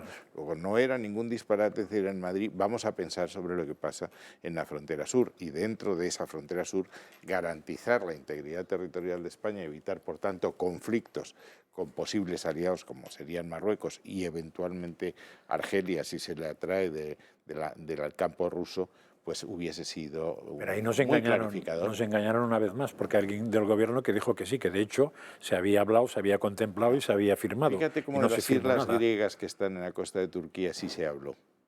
Y eso se garantizó, porque los griegos dijeron, oiga, vamos a hablar de esto, ¿eh? Lógicamente. De todos modos, el dato estadístico que hemos publicado sobre Ceuta y Melilla y los nombres y la frecuencia de los nombres... es espectacular. Lo dice todo. Dato 1930. José, Antonio, Francisco, Manuel, Juan, Luis, Rafael, Miguel, Pedro, Enrique. Pero el porcentaje es 297 Josés, 248 Antonios, 208 Franciscos, Mohamed, que es el 10º nombre, 34. Bien. Siguiente estadística, 1960. Primer nombre, Francisco Javier, 432. Segundo, Mohamed, 309. Y ya Antonio, Manuel, José Antonio, Juan Carlos, Miguel Ángel, Francisco, etcétera, hasta Mustafa, bien, que es el 15. Seguimos. 1990. Primer nombre Mohamed, 286, segundo Ismael, 102, luego Alejandro, Francisco Javier, Álvaro, Jesús, Bilal, Daniel, Sufián, Javier, Sergio, Ilias, Hamza, Jorge, David, Miguel Ángel, Yusef, tal. Bien. Y vamos ya al 2010. Primer nombre Mohamed, segundo Adam, tercero Rayyan, cuarto Omar, quinto Muhammad, sexto Ibrahim, séptimo Ismael, octavo Daniel, noveno Raihan, siguiente Hugo, Hamza. Es decir, estamos hablando de que, o sea, ya es total. Sí, pero hay otra conclusión ahí, que no hay mujeres. No nacen mujeres. Vamos a ver, estamos... Nombres de hombres. Lo que pasa es que son nombres masculinos. A todos. O sea, bueno, son por cada 1000 han hecho una estadística de hombres masculinos. Vale, es que a mí me chocaba que no hubiera... En Melilla lo mujer mismo. hasta la 10ª, digo, madre mía. A ver, las mujeres se llaman como les da la gana, ¿vale? No, vamos. Te aseguro que son mitad y mitad y lo pasan estupendamente. No te creas. Bueno, vamos a dejarlo aquí. Nos vamos a ir con Marien Vallejo porque nos tiene que contar las últimas novedades sobre el corte de gas de Rusia a Europa y cómo Bruselas está planteándose poner un tope del precio del gas ruso solo para Alemania. Marien. Sí, muy buenas, Salva. La guerra energética entre Rusia y la Unión Europea por el gas no cesa y ya ha llegado a su punto más álgido. Y es que el monopolio gasista ruso Gazprom anunció el cierre indefinido del gasoducto Nord Stream tras asegurar, según ellos, que se habían detectado fugas de aceite. Este corte debería de haberse reanudado el pasado sábado, sin embargo, Rusia lo ampliaba y no daba fecha tope para su reanudación. De esta forma, aumentó el peligro de un desabastecimiento de gas en la Unión Europea, quien cada vez suministra menos al bloque comunitario, una medida a la que se suma otra. Bruselas está planteando poner un tope al precio del gas en Alemania. De esta forma se confirma que rebajar el consumo del gas en un 15% no va a bastar y von der Leyen sopesa limitar el importe de la energía consumida en este país para todos los fines, no solo para la generación de la energía. Una propuesta que no ha sido bien recibida por el canciller alemán, que asegura que su país puede afrontar el invierno pese a esta crisis energética. Una crisis que parece no tener fin y que pone en peligro el próximo invierno. Felices a los demás. Gracias, Marien, por estas últimas novedades. Cambiamos de tercio porque tenemos que saludar a Ana Agullo. Ya estaban echando ustedes de menos y sus crónicas de manicomio. Muy buenas tardes. Muy buenas tardes, Salva. Pues muy encantada de volver. Pero tengo que hablaros de un caso no tan alegre porque la semana pasada conocíamos el caso de Ethan, un niño de 11 años que había sufrido bullying por sus compañeros en una escuela de verano. El incidente tuvo lugar en las instalaciones del CEIP Spuig en Lloseta, en Mallorca. El pequeño había llevado una tarta a la escuela para celebrar su cumpleaños, pero sus compañeros, en vez de cantarle cumpleaños feliz, cambiaron la letra de la canción por esta. ¡Mierda gordo pa' ti! ¡Mierda gordo pa' ti! ¡Mierda gordo! ¡Mierda gordo! ¡Mierda gordo pa' ti! Después de este incidente tan desagradable, el niño se sentó solo en el patio del colegio y el grupo de niños continuó acosándole. ¿Pero quién denunció estos hechos? ¿La escuela? ¿Los monitores o los cuidadores del patio? No. Fue su hermano mayor quien grabó y denunció el incidente publicándolo a través de las redes sociales. El joven señaló en esa publicación que su hermano llevaba 4 años en ese colegio aguantando, entre otros, insultos, peleas, escupitajos y acusaba a los profesores de no hacer nada y hacer la vista gorda. Además, lamentaba que un niño de tan corta edad diga que quiere quitarse la vida y advertía que la mayoría de los suicidios empiezan por tonterías como estas. Y como vivimos en el mundo al revés, donde los ocupas tienen a veces más privilegios que los propietarios, el colegio se planteó denunciar al menor por su publicación. Así lo explicó el director Miguel Bujosa, donde aludía a que el centro estudiaba presentar una denuncia ante la Guardia Civil por difamación, por haber señalado en la publicación al centro y haber acusado a los profesores de no hacer nada. Ahora la Guardia Civil investiga el caso después de que la familia del menor afectado lo haya denunciado. ¿Y por qué hizo esto el centro? Porque ellos aludían a que durante el verano quien se encarga de hacer esas actividades es una escuela totalmente independiente que ellos ceden el espacio y es una empresa privada que tiene, a través de un contrato público con el ayuntamiento, pues tiene durante el periodo estival esa cesión y son las que se encargan de hacer esas actividades. Pero esto es horrible porque si os dais cuenta de un hecho es que siempre ponemos el foco en, cuando se habla de la violencia, del abuso, del acoso, de las violaciones a determinados colectivos. Pero es que no son determinados colectivos, es que la violencia se tiene que denunciar y se tiene que perseguir en todos los casos como este, porque aquí como no es ni mujer ni tampoco pertenece a un determinado colectivo, pues los protocolos de bullying no funcionan y las asociaciones llevan más de 15 años denunciando estos hechos. No se aplican en los Es decir, nos colegios. fijamos en que tiene que haber clases de educación sexual y sin embargo estas cosas se No, pero además has dicho una cosa, que el hermano denunciaba que desde hacía 4 años, 4 años, con lo cual no es un tema de que haya cedido la escuela, de hecho, el colegio. el centro levantó la en un denuncia, ínterim, sino simplemente... levantó a estudiar la denuncia porque el menor modificó, en vez de poner profesores puso monitores en la publicación que había hecho en redes sociales. Es que tampoco se sabe si son 4 años, quiere decir 4 veranos. Como no se sabe, yo creo que por ahí no entraría. O sea, aquí me parece que hay 2 temas. Uno, el hecho, y otro, de quién es responsabilidad. Sean los monitores o sean profesores, la responsabilidad siempre es de los adultos, no del niño. Y en los adultos pongo los padres de los niños que cantan eso también. Porque también son responsables de haber educado tan mal a niños. No los dejaría en paz, porque para fabricar niños que son capaces de hacer eso, también me gustaría saber los comentarios que hace el padre y la madre, si tienen, de su entorno en casa. En el año 2019 conocíamos que el 80% de los casos de acoso escolar no van acompañados de la apertura de un expediente. Entre el 34% de los menores lo que hace es no denunciarlo porque no quiere o porque no se atreve a denunciarlo ante sus padres, y el año pasado también conocíamos, aún en este año, el acoso escolar afectaba a 1 de 4 niños en toda España. Y no se hace nada, o sea, afecta a más de 2 millones de niños. Y es un tema que no tiene un reclamo social como tienen otras personas, otros colectivos. Es un tema Encima, importante. estamos viendo cómo el gobierno se intenta meter más cada vez con nuestros niños y adoctrinarles en otros asuntos. En fin. Ana, ¿qué otra noticia nos traes? Pues Disney estrena una serie demoníaca bajo el nombre de Little Demon. Entre sus signos de identidad se encuentra el nacimiento del anticristo, como lo oyen.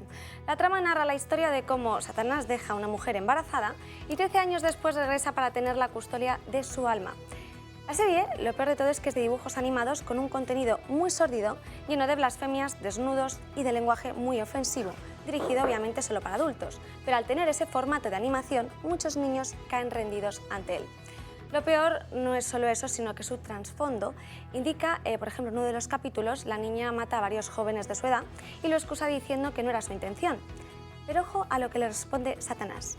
No dejes que las leyes morales de otras personas te hagan pensar que lo que hiciste estuvo mal. Juntos, tú y yo podemos crear un futuro sin reglas en el que puedas tomar tus propias decisiones y vivir la vida que quieras vivir.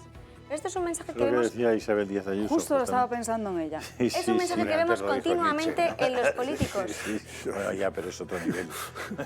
Es un mensaje que vemos continuamente en los políticos, o sea, al final en la sociedad que se está creando ahora y además, e incluso, que a mí es lo que más me ha dejado alucinada, el productor ejecutivo de esta serie, que se llama Scott Meyer, indicaba que los niños pequeños van a ver esto y esto se emitirá en la televisión convencional y no se ocultará en ningún programa nocturno. O sea, saben, de hecho, alegaba en otro mensaje que lo que se llega una y otra vez es desechar las reglas en esa serie, no necesitamos las leyes, el hecho de que haya asesinado a alguien a quien le importa, ¿verdad? Queremos vivir como queramos vivir y es el mensaje que se están promoviendo entre muchos jóvenes. Son conscientes de ello y aún así dicen abiertamente que lo van a seguir haciendo y que no lo van a vetar en ningún... Ahí hay una hipocresía radical. Mucha gente te dice que pasan... chicos, los adolescentes, los jóvenes, horas y horas viendo series de Netflix, de Amazon Prime, de HBO, es decir, diversas plataformas. Ahora cada vez hay más plataformas produciendo grandes películas con unas dotaciones presupuestarias impresionantes. Bueno, asomaros a cualquier serie de televisión y tenéis fumando gente constantemente. Es decir, si yo me pongo aquí a fumar un cigarrillo, me cierran la televisión. Cuando hace unos años se había prohibido. Cierran la televisión. Ahora, eso sí, si te llamas Almodóvar o te llamas Netflix o te llamas tal, puedes tener a los personajes fumando todo el tiempo en la pantalla. Bueno, miraos las películas actuales y veréis que el nivel de tabaquismo es estratosférico. No, nada tiene que ver con lo que pasaba hace 15 años, que dejaron de fumar. Ahora, los personajes y las series de Movistar, quiero decirte, todo el tiempo fumando. Pero como la normalización de las drogas también. Bueno, espera, siguiente cosa. Tomando una copa. constantemente están tomándose un whisky, un gin tonic, una cerveza, vino, no sé qué, constantemente en todas las... Nosotros aquí, hasta las 10 de la noche, no puedes anunciar nada que tenga más de 5 grados. Pero claro, la gente ve mucho más Netflix que esto. Ahí no se limita. Tú puedes estar de 9 de la mañana a 9 de la mañana del día siguiente emitiendo, tíos, bebiendo, fumando y diciendo lo que se gana. Bueno, ya no os quiero contar el tema sexual. El tema sexual ya... A mí me ha recordado esto, Alba, tú te acordarás que lo hemos puesto aquí alguna vez y si lo tuviéramos, ¿valdría la pena reponerlo? Sí, ya sé a qué te refieres. Gonzalo Vans, Yo también lo sé. comentando, pues si lo tuviéramos a mano, porque igual José Manuel y José Manuel no lo han visto. Antes de... Lo vamos a buscar. No, lo digo, pero que estamos hablando de un vídeo, lo digo porque la forma de los dibujos me ha recordado mucho aquello. Además, en eso no se escucha porque lo he quitado el audio, pero sí que decían algo así como que en ese festival que se estaba celebrando todos tenían la obligación de matar. Bueno, esa es otra que... Tabaco, violencia, drogas, tal. Pero tú en el metaverso de los... lo que hace un chico con la PlayStation es matar 15 personas por minuto. Y matarlo de todas las maneras posibles. Los videojuegos son puro asesinato. Pum, pum, pum, pum, pum, pum. Cortando cabezas, aplastando tal... O sea, es una cosa que dices... Y este niño, claro, cuando ya ha visto eso tanto, ¿qué es para él la vida de un ser humano? Nada. Es uno más. Es decir, cuando veis ahora los vídeos estos de los ucranianos con los Javelin apuntando a los tanques rusos y ¡ya, pum! 4 tíos que había ahí de 20 años dentro del tanque, liquidados, fosfato. Nada, no pasa nada, eso es... No le interesa nada a nadie, la vida de verdad. No les interesa a nadie, el metaverso los está sacando de la realidad. Eso los está convirtiendo en verdaderos psicópatas. Y entonces, ¿por qué nadie pone límite al alcohol, a las drogas, tal? ¿Os acordáis cuando eso hacía falta que para poder verlo, si era mayores, poner 2 rombos y no tal? Ahora lo puedes emitir en como ya todas las plataformas son libres, menos esta.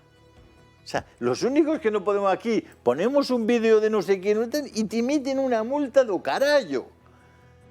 Es todo surrealista. Te has vuelto muy gallego, ¿eh? Es que claro, que me volví. No me he vuelto, me volví. Pero no solo quería hacer hincapié en que este tipo de es que series... responde al cambio en el Partido Claro, Popular. hay que cambiar las velas, hay que ponerse a punto. Contenido, es que esto apunta bien en el claro. Génova y hay sobre todo si en el tema del aborto hicieran un guiño, eso estaría muy bien. Ahora le preguntaremos al ministro. Pero solo quería hacer un apunte. He dicho Un apunte. Este tipo de contenido demoníaco no solo está en Disney, también, por ejemplo, contábamos el otro día la nueva película de los Minions, que es de Universal Pictures, como la monja era ahora diabólica, pero Netflix, por ejemplo, en agosto publicó otra serie que se llama El Diablo en Ohio, que es una miniserie sobre sectas y rituales satánicos. Y también en Amazon Prime hay otra serie que se llama God Omens, que ya ha recogido 20.000 firmas de personas que piden retirarla porque también hace alusión al anticristo y al apocalipsis, y bueno, pero es que está en todas las plataformas este tipo de contenido. El movimiento woke en los medios de producción audiovisual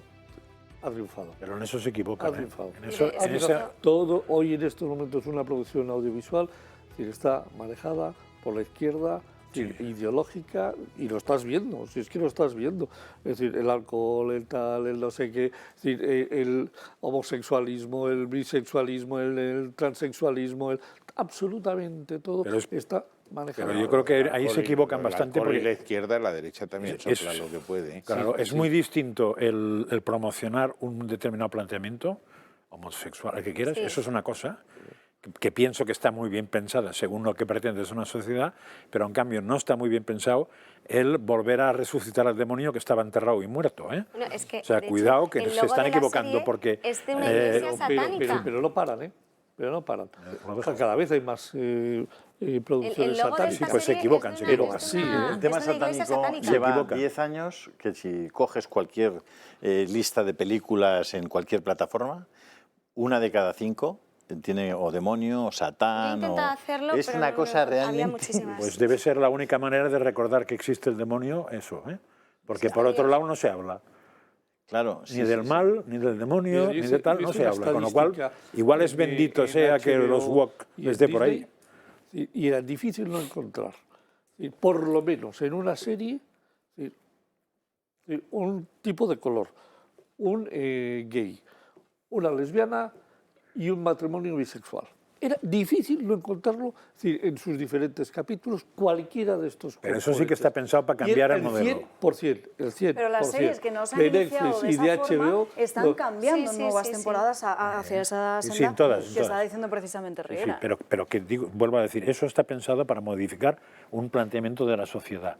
Pero el otro, vuelvo a decir que pienso que es un error porque quieren modificar una cosa que estaba enterrada y que precisamente las ventajas del mal y el demonio es que estén enterrados porque no existen. Si los pones en la palestra, no es tan malo. Una de las actrices que hace la versión de la traducción, de ponerle voz a esos personajes animados, indicaba que me encanta que estemos normalizando el paganismo. Laura, que será la madre, es pagana y ella es una bruja, y que estaba encantada pues, que hubiese este tipo de series y promociones hechas. Aquí el problema que tenemos de verdad es proteger a los pequeños, proteger a los niños. Se trata de eso. Los adultos que hagan lo que quieran. Sí. Es decir, ahí... No, claro, pero es que está hecho con dibujos animados, para justamente captar... Bueno, pero eso se ha hecho... Sí, muchas veces. Ha habido muchos dibujos animados que eran para adultos. Es decir, el problema es que los padres tienen que tomar conciencia de en qué ecosistema, es decir, cuál es el ambiente. Es decir, al final el niño tiene la familia, el colegio y el ambiente general, el ambiente de lo que ve en la televisión, de lo que le llega por internet, de lo que sus otros compañeros, digamos, tienen como forma de ver el mundo, porque se lo han explicado otros. Es decir, y el ambiente es tan potente que lo que antes unos padres podían, digamos, trabajar y pelear pues, con alguna hora de atención, hoy tienes que multiplicar ese tiempo. El problema es que como los dos se han ido, la madre se marchó del hogar y el padre también, quien está en el hogar no tiene muchas ganas de pelear por nada. Está esto en el hogar. Claro. Bueno, y está y en la vida una chica de servicio a la que hemos liberado también. Esto se refiere, Francas, al móvil. Al móvil, sí, ¿La has visto? al móvil. No, pero quiero decir, esa chica de servicio a la que aquí se trataba de liberar a la mujer y resulta que hemos traído una señora de Dominicana que tiene 5 hijos, ha dejado a los 5 hijos, y hablo de casos reales, con la abuela. Había que liberar también a la abuela dominicana, digo yo. Bueno, pues le han dejado los 5 nietos. Se ha venido la chiquilla aquí, le dan 800 o 900 euros al mes y a cambio la señora se va a trabajar fuera por 1.500. Había un vídeo que hemos colgado en Telegram de cómo se veían las cosas, cómo veían la sociedad a las mujeres de los años 60 y cómo las ven hoy, y que es muy... Pero tendrán que ver nuestros espectadores en tu canal de Telegram. Ana Gullo, muchísimas gracias por estas crónicas. Qué pena que no hemos tenido el vídeo ese de Marina Gelli. De los, de Marina Gelli hablaba. De Marina Gelli, sí. Hablaba de curso afectivo. Sí, es que lo comenta Vance. Pero es un vídeo que sacó... Lo tendremos a las 5 de la mañana. Lo están buscando en redacción, si te parece, Julio, en cuanto lo encontremos. Julio lo publicará en el canal de Telegram y Margallo seguro que le da su opinión ahora que ya está en el canal. Antes de que Margallo se vaya, que sé que se tiene que ir en apenas unos minutos, unas declaraciones de Joe Biden la semana pasada contra Donald Trump. El Partido Republicano hoy en día está dominado, dirigido e intimidado por Donald Trump y sus fieles republicanos. Y eso es una amenaza para nuestro país. Es duro decirlo, pero soy un presidente americano, no un presidente de la América republicana o demócrata, de todos los americanos. Y creo que es mi deber para vosotros, el decir la verdad sin importar lo difícil, sin importar lo dolorosa que sea. Y desde mi punto de vista, esa es la verdad. Los republicanos de Trump no respetan la Constitución, no creen en el orden de la ley, no creen en reconocer la voluntad de la gente. Julio. Joder, que diga este tío esto, bueno, el discurso fue terrorífico, es decir, fue un discurso guerra civilista. Pero claro, que un señor que cuando el Tribunal Supremo norteamericano echa para atrás Roe and Wade, sale diciendo que lo que hay que hacer es cambiar las reglas de juego en el Supremo norteamericano y que hay que nombrar, en vez de 12, 14 miembros, porque los nombra él y entonces cambia las mayorías, cuando el Partido Republicano ha estado durante decenas de años aguantando que muchas de las resoluciones del Tribunal Supremo no se ajustaban a la visión del mundo que tenían los republicanos. que cuando el New York Times saca un editorial que fue, para mí este agosto fue uno de los más reveladores que yo he podido leer, en el que explicaba cómo la Constitución en el fondo no era necesaria, la Constitución norteamericana, y que quizás lo que habría que hacer es otra Constitución, porque la que había no respondía a los intereses de los norteamericanos ni a la realidad de los Estados Unidos, y se soplaba todas las enmiendas de todos los derechos fundamentales de un solo, de un plumazo, el periódico de Carlos Slim. O sea, es que dices, vamos a ver, vosotros las reglas de juego las respetáis cuando os favorecen. En el momento en que ya no os favorecen, las queréis cambiar. Es decir, sois jugadores de ventaja. Es decir, si ahora en el póker me han tocado 4 cartas que no me convienen, pido 5, o 6, o 27. Y esa es la forma de proceder que tienen, con lo cual es que no puedes jugar, porque quieren ganar siempre. Van a ganar siempre. Tienen el error de que si decides que tú puedes cambiar la mayoría, cuando gane el otro también la podrá cambiar, con lo cual a la larga el Tribunal Supremo será de 200 personas. Margallo, última intervención y ya nos despedimos. No, vamos a ver. Es público y notorio que mis simpatías no están con Trump. Es decir, yo lamento que el Partido Republicano siga siendo preso de Trump. Trump, desde mi punto de vista, ha sido un personaje bastante nocivo para los Estados Unidos y para el orden mundial internacional de 1945. Ha exacerbado el nacionalismo, ha exacerbado el proteccionismo, cosa que, por cierto, ha perjudicado a España. Todavía nos puso aranceles en determinados productos que exportábamos allí.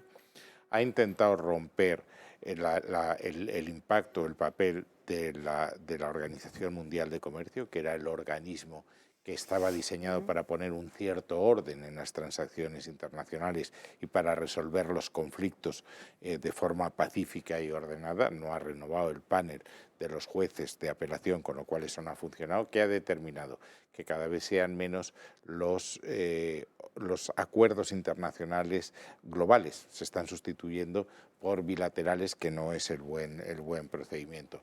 Y luego es un señor que él tiene un concepto que no es el mío de lo que es la democracia liberal. Es decir, en las elecciones intentó por todos los medios trucar las elecciones. Se enfadó con todos los funcionarios de su propio partido que avalaron la limpieza de las elecciones, incluido su vicepresidente Pence. Alentó de forma casi obscena el asalto al Capitolio, cosa que no había ocurrido jamás en los Estados Unidos. Yo creo que Trump es un personaje que divide. Los Estados Unidos están en estos momentos en una situación de crispación tremenda. Yo creo que Trump va a ser el candidato republicano. Ha resucitado a los personajes más divisivos. En Alaska resucitó Sarah Palin, no sé si os acordáis de ella, que era un personaje que los propios republicanos mandaron al baúl de los recuerdos. ¿Y qué ha perdido? Ha perdido. Ha perdido, sí. Sarah Palin ha perdido. Thanks God. Pero te quiero decir que a mí no me gusta Trump. ¿Biden es un gran presidente? Pues no lo es, evidentemente no lo es. No era el mejor candidato que tenían los demócratas, optaron por él y está teniendo una presidencia relativamente débil. Harris, su vicepresidenta, no existe, con lo cual el Partido Demócrata va a tener un problema de sucesión.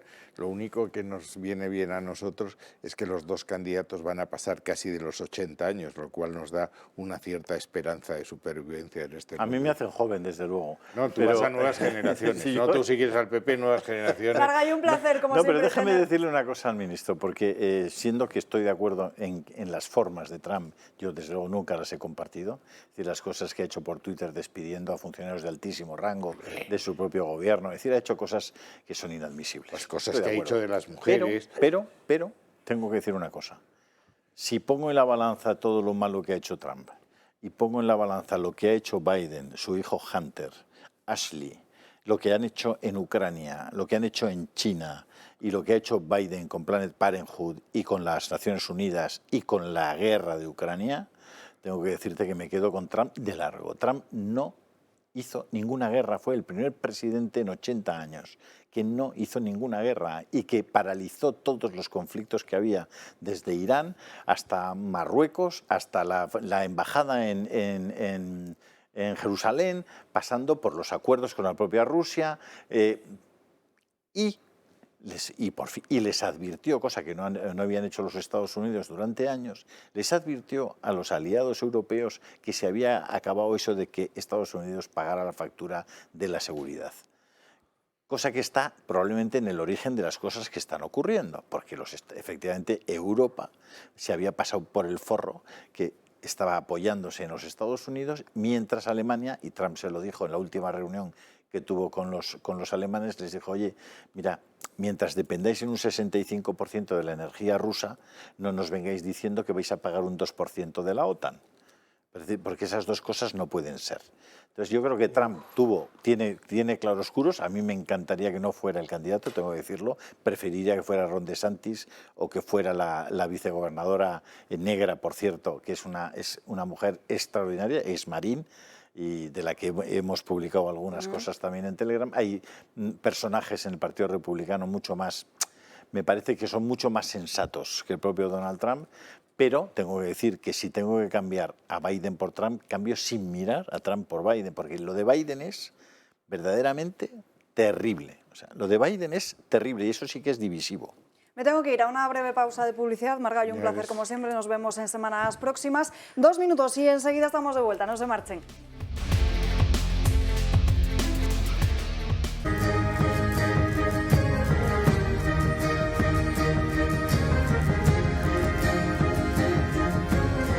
Madre Ben me ha acercado a la Virgen, me ha enseñado que la Virgen es una madre real, que está ahí. También me acompaña a mí todos los días de mi vida.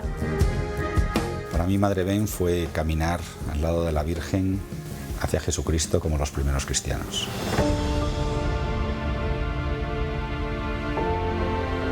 Ha habido muchísimos milagros a lo largo de toda la peregrinación y han sido milagros de conversión. Madre Ben ha sido un nuevo Pentecostés, ha sido una oportunidad para salir de nosotros mismos, para vencer nuestros miedos y para demostrarnos a todos que lo que necesitamos es una madre.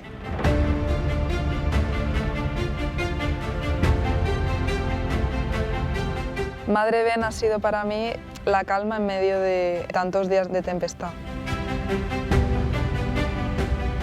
Madre Ben nos dio la seguridad para mirar al cielo, para confiar y a través de la Virgen soñar en grande. Reina de los cielos, estrella de la mañana, refugio para... Caminar con María es tocar el cielo, no se necesita nada más. Madre de esperanza, pilar de nuestra tierra. España necesitaba a su madre y nosotros necesitábamos caminar con ella. Gracias por venir y a darnos fuerza, fuerza para enfrentar todo lo que hay de tu mano. Entonces, gracias. Madre, ven, caminar contigo es una bendición, consuelo para nuestro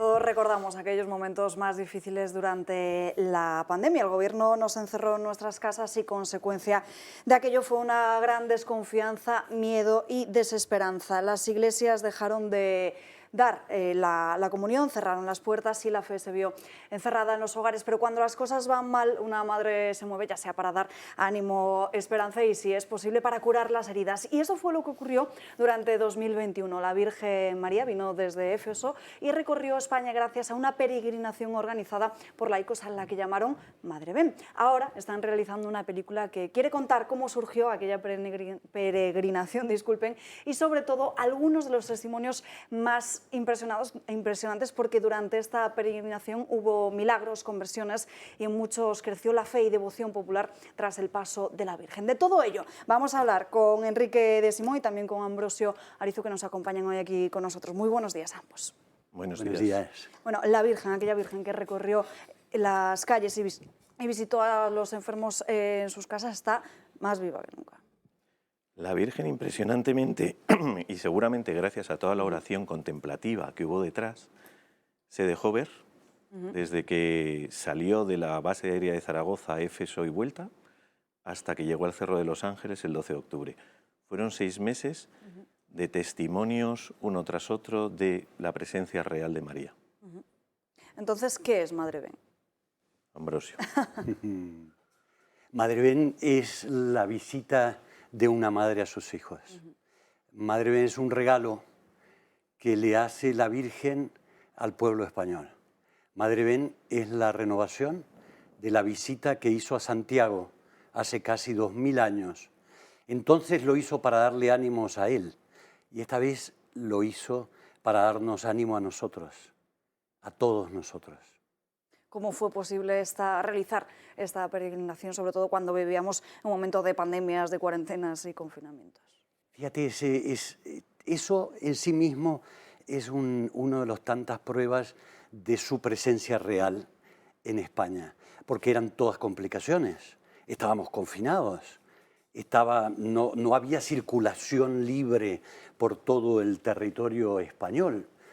Eran tiempos en que nadie se atrevía, como decías tú al inicio, por ejemplo, a abrir todas las iglesias, no había agua bendita, no se daba la comunión en la boca, todos eran dificultades, pero ella las fue salvando una a una, sin que hubiera detrás ninguna organización, simplemente un par de entusiastas que habían sentido en su corazón que la Virgen quería venir a consolarnos.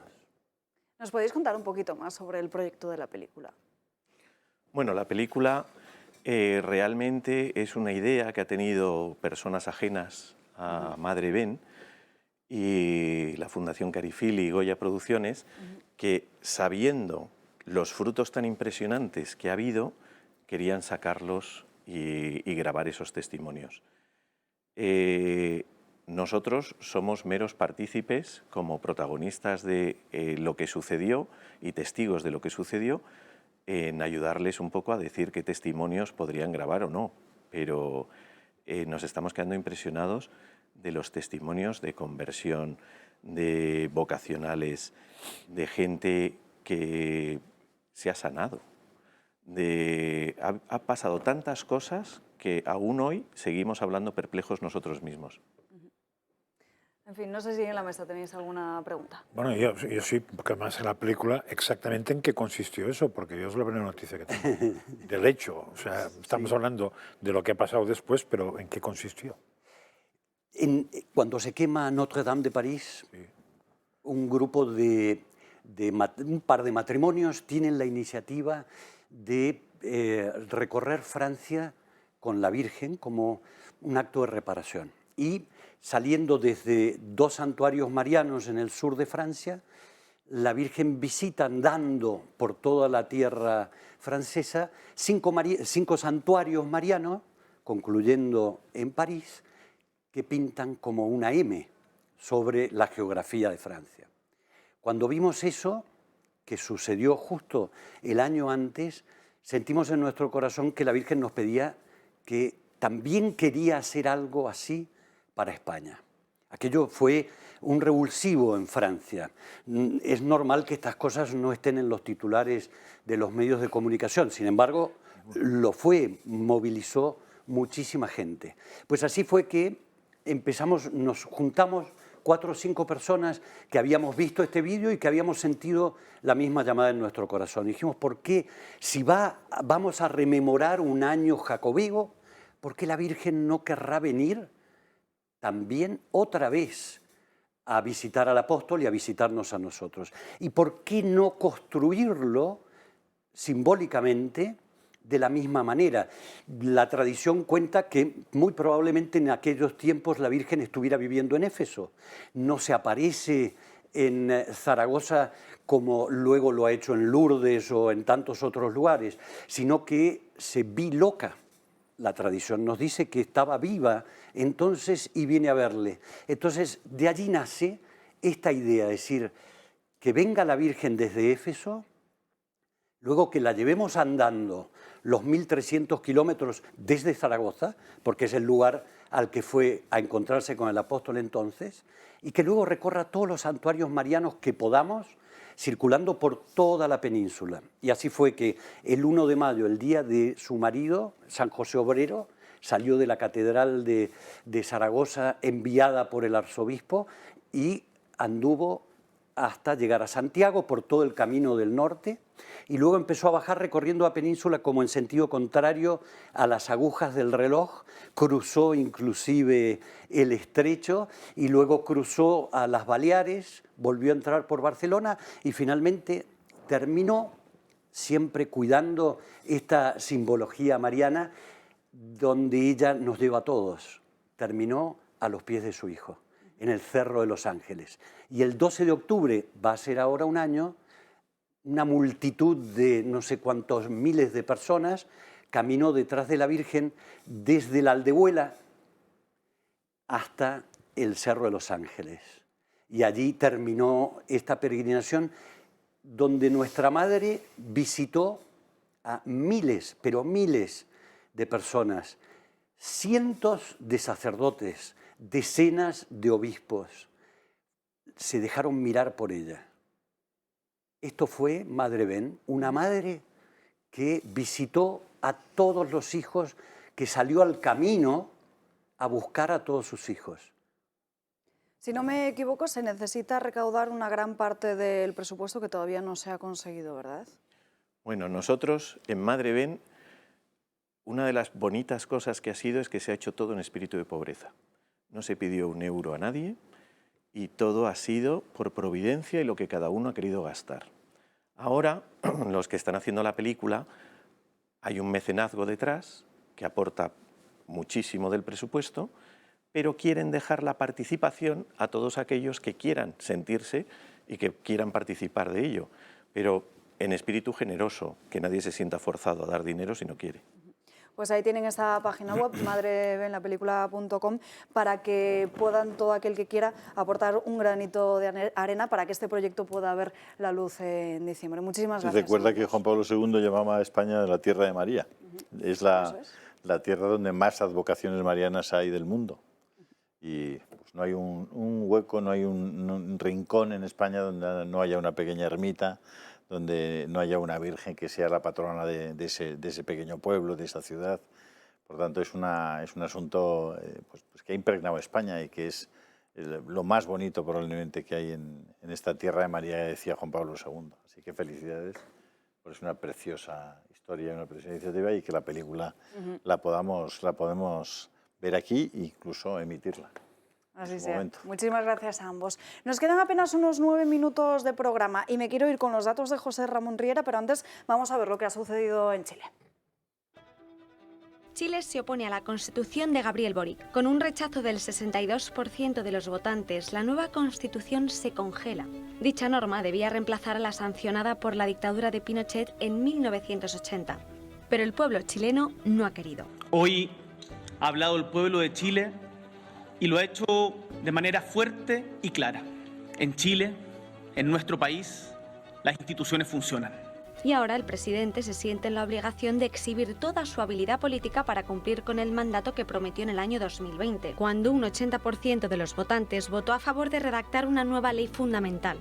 Pero en los 2 años que han transcurrido desde entonces han sucedido muchas cosas en el país. El nuevo reto al que se enfrentará Boric es conseguir que ese rechazo de la Constitución sea temporal y no definitivo. Esta decisión de los chilenos y chilenas exige a nuestras instituciones y actores políticos que trabajemos con más empeño, con más diálogo, con más respeto y cariño, hasta arribar a una propuesta que nos interprete a todos. De esta votación se pueden destacar 3 rasgos. El primero es que con el voto obligatorio se han acercado a las urnas 12 millones de chilenos, lo que equivale a un 85% de participación. Segundo es que el rechazo ha salido victorioso en todas las regiones del país. Y por último es que el no ha vencido en 338 comunas y el sí en apenas 6. Pero el presidente lo tiene claro. No va a rendirse y señala el camino que pretende tomar, dejando fuera de juego a los sectores más radicales de su coalición y socialdemocratizar su gobierno en la próxima Asamblea Constituyente. Es que me comprometo a poner todo de mi parte para construir en conjunto con el Congreso y la sociedad civil un nuevo itinerario constituyente que nos entregue un texto que, recogiendo los aprendizajes del proceso, logre interpretar a una amplia mayoría ciudadana. La nueva convención promete contar con unos escaños menos independientes y menos representantes de los pueblos indígenas. Además, Boric ya anunció en el discurso que hizo desde el Palacio de la Moneda que prescindirá de ministros, por lo que pidió disculpas a la ciudadanía de antemano. Bueno, veremos lo que pasa ahora en Chile, vamos a estar muy atentos, se lo iremos contando tanto en Rebelión en la Granja como en el canal de Telegram de Julio. Últimos minutos de programa y José Ramón Riera nos ha traído unos datos muy interesantes porque hemos visto cómo Industria, Comercio y Turismo sigue teniendo en su primera página verdades a medias, podríamos decir, ¿no? Y yo diría que tiene dos cosas. La primera noticia que dice es en julio 9 de cada 10 turistas, o sea, hemos conseguido recuperar 9 de cada 10 turistas en el mes de julio.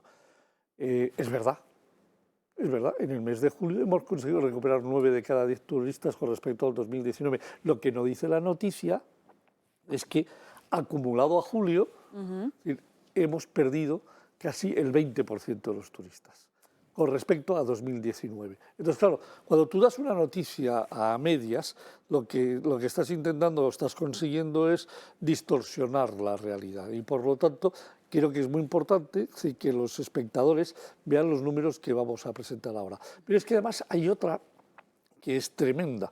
Es decir, dentro de la nota de prensa, en su segundo párrafo, dice que las cosas han mejorado de forma notable y que el país, uno de los países más importantes en la recuperación ha sido precisamente Estados Unidos, que es la que más ha favorecido a la hora de recuperar los datos. Entonces los tenemos en la pantalla. Es decir, el turismo, es decir, en el año 2019, es decir, los principales países, bueno, el total de los países vinieron 47.998.000 turistas, 48 millones. Este año, según los datos oficiales del Instituto Nacional de Estadística, que son los mismos que publicaron los del 2019, es decir, han venido 39.274.000. Es decir, han llegado 8.724.000 turistas menos. Esto no se dice, se calla. ¿Por qué? Porque no interesa. Es decir, hemos recuperado 9 de cada 10 en julio, sí, pero hemos perdido el 20% del turismo se nos ha quedado por el camino acumulado al mes de mayo. Es decir, aparte que yo llevo mucho tiempo diciendo nos vamos a dar un piñazo en el tema del turismo, oiga, hagan algo, los ingleses van a llegar a caer por encima de los 2 millones de turistas al llegar al verano. Hemos llegado al mes de julio y se nos han caído 2 millones de ingleses, se nos han caído 1.100.000 de alemanes, se nos han caído 700, casi 800.000 franceses. Pero bueno, yo esto lo llevo diciendo, lo que nunca había dicho es que Estados Unidos podía tener influencia positiva o negativa. Pero en la nota de prensa del Ministerio es muy fácil. Se teclea mineco.tour. Mineco.es, Ministerio de Comercio y Turismo, Industria, Comercio y Turismo, y entras en la página central y te aparecen 4 noticias que se van desplegando. Es decir, hay unos puntitos debajo, tú te mueves por los puntitos, la primera noticia es esta que estoy contando, 9 de cada 10. Y la segunda, en el segundo párrafo dice que gracias a los Estados Unidos hemos conseguido estar en una mucho mejor posición. Ahí tenemos los datos. Estados Unidos, 1.990.000 turistas en el julio del año 19, 1.537.000 en este año. Es decir, la caída del turismo de los ingleses ha sido ni más ni menos que de 450.000 y un 22,7%. Lo cual, si tenemos en cuenta que el turismo se nos ha caído casi un 20%, Estados Unidos está por encima de la caída de los datos medios. Reino Unido se nos cae un 19,9% y es nuestro principal cliente, Alemania se nos cae un 17% y los países nórdicos un 26%. Estados Unidos en concreto un 22,7%, que casi un 23%. Pero esto que estoy diciendo, lo primero de todo, a mí lo que me fastidia son los datos incorrectos, me fastidia la manipulación, pero ya me preocupa mucho es que además se den falsedades dentro de las notas de prensa. Y entonces lo que he querido hoy, no tanto, bueno, el turismo, bueno, una cifra de casi 40 millones no está mal para la que está cayendo en el mundo, no está nada mal. pero oiga, diga usted la verdad. Sí, oiga, hemos conseguido casi 40 millones de turistas, sí, contra el mejor año récord de la historia de 48 millones, sí, y bueno, no nos podemos quejar porque en el fondo son unos buenos resultados. Pero oiga, no nos mienta, por favor, no nos engañe, díganos la verdad. Y que además no nos cuente milongas de que Estados Unidos, que como nadie lo va a buscar, pues la gente se lo va a creer. Es que encima los Estados Unidos, gracias a Biden, están viniendo aquí en masa y en tropel, cuando es absoluta mentira. Y eso es lo que yo hoy quería traer, decir, a este programa como novedad y como y que te exclusiva. acertadamente cuentas en diversos medios de comunicación. Muchas gracias por lo de acertadamente. Nos queda un poquito menos de un minuto para que Julio nos esté contando precisamente en su canal de Telegram, acaba de poner quién es la que va a suceder a... Es otra Elizabeth. Sí. Otra Elizabeth. Ya tenemos dos Elizabeth en el reino, en Wyoming y la Gran Bretaña. Y es Elizabeth Truss, ¿ahí ha salido? Que es la nueva primer ministro británica y que tiene por delante, yo que ella me iría tomando un Lexatin. Porque lo que tiene por delante, la Grande Bretaña, es muy duro. No más el que sustituya a Macron cuando toque, ni el que sustituya... Y de todos modos, antes de irnos, creedme, daos de alta en el canal de Telegram, que vamos a tener cosas muy interesantes. Tenemos que hacer crecer este canal para potenciar un núcleo de opinión pública fantástico en este país. Y aquí lo tenemos que dejar por hoy. Muchísimas gracias a todos por acompañarnos. Les veo mañana aquí a las 12 en Dando Caña.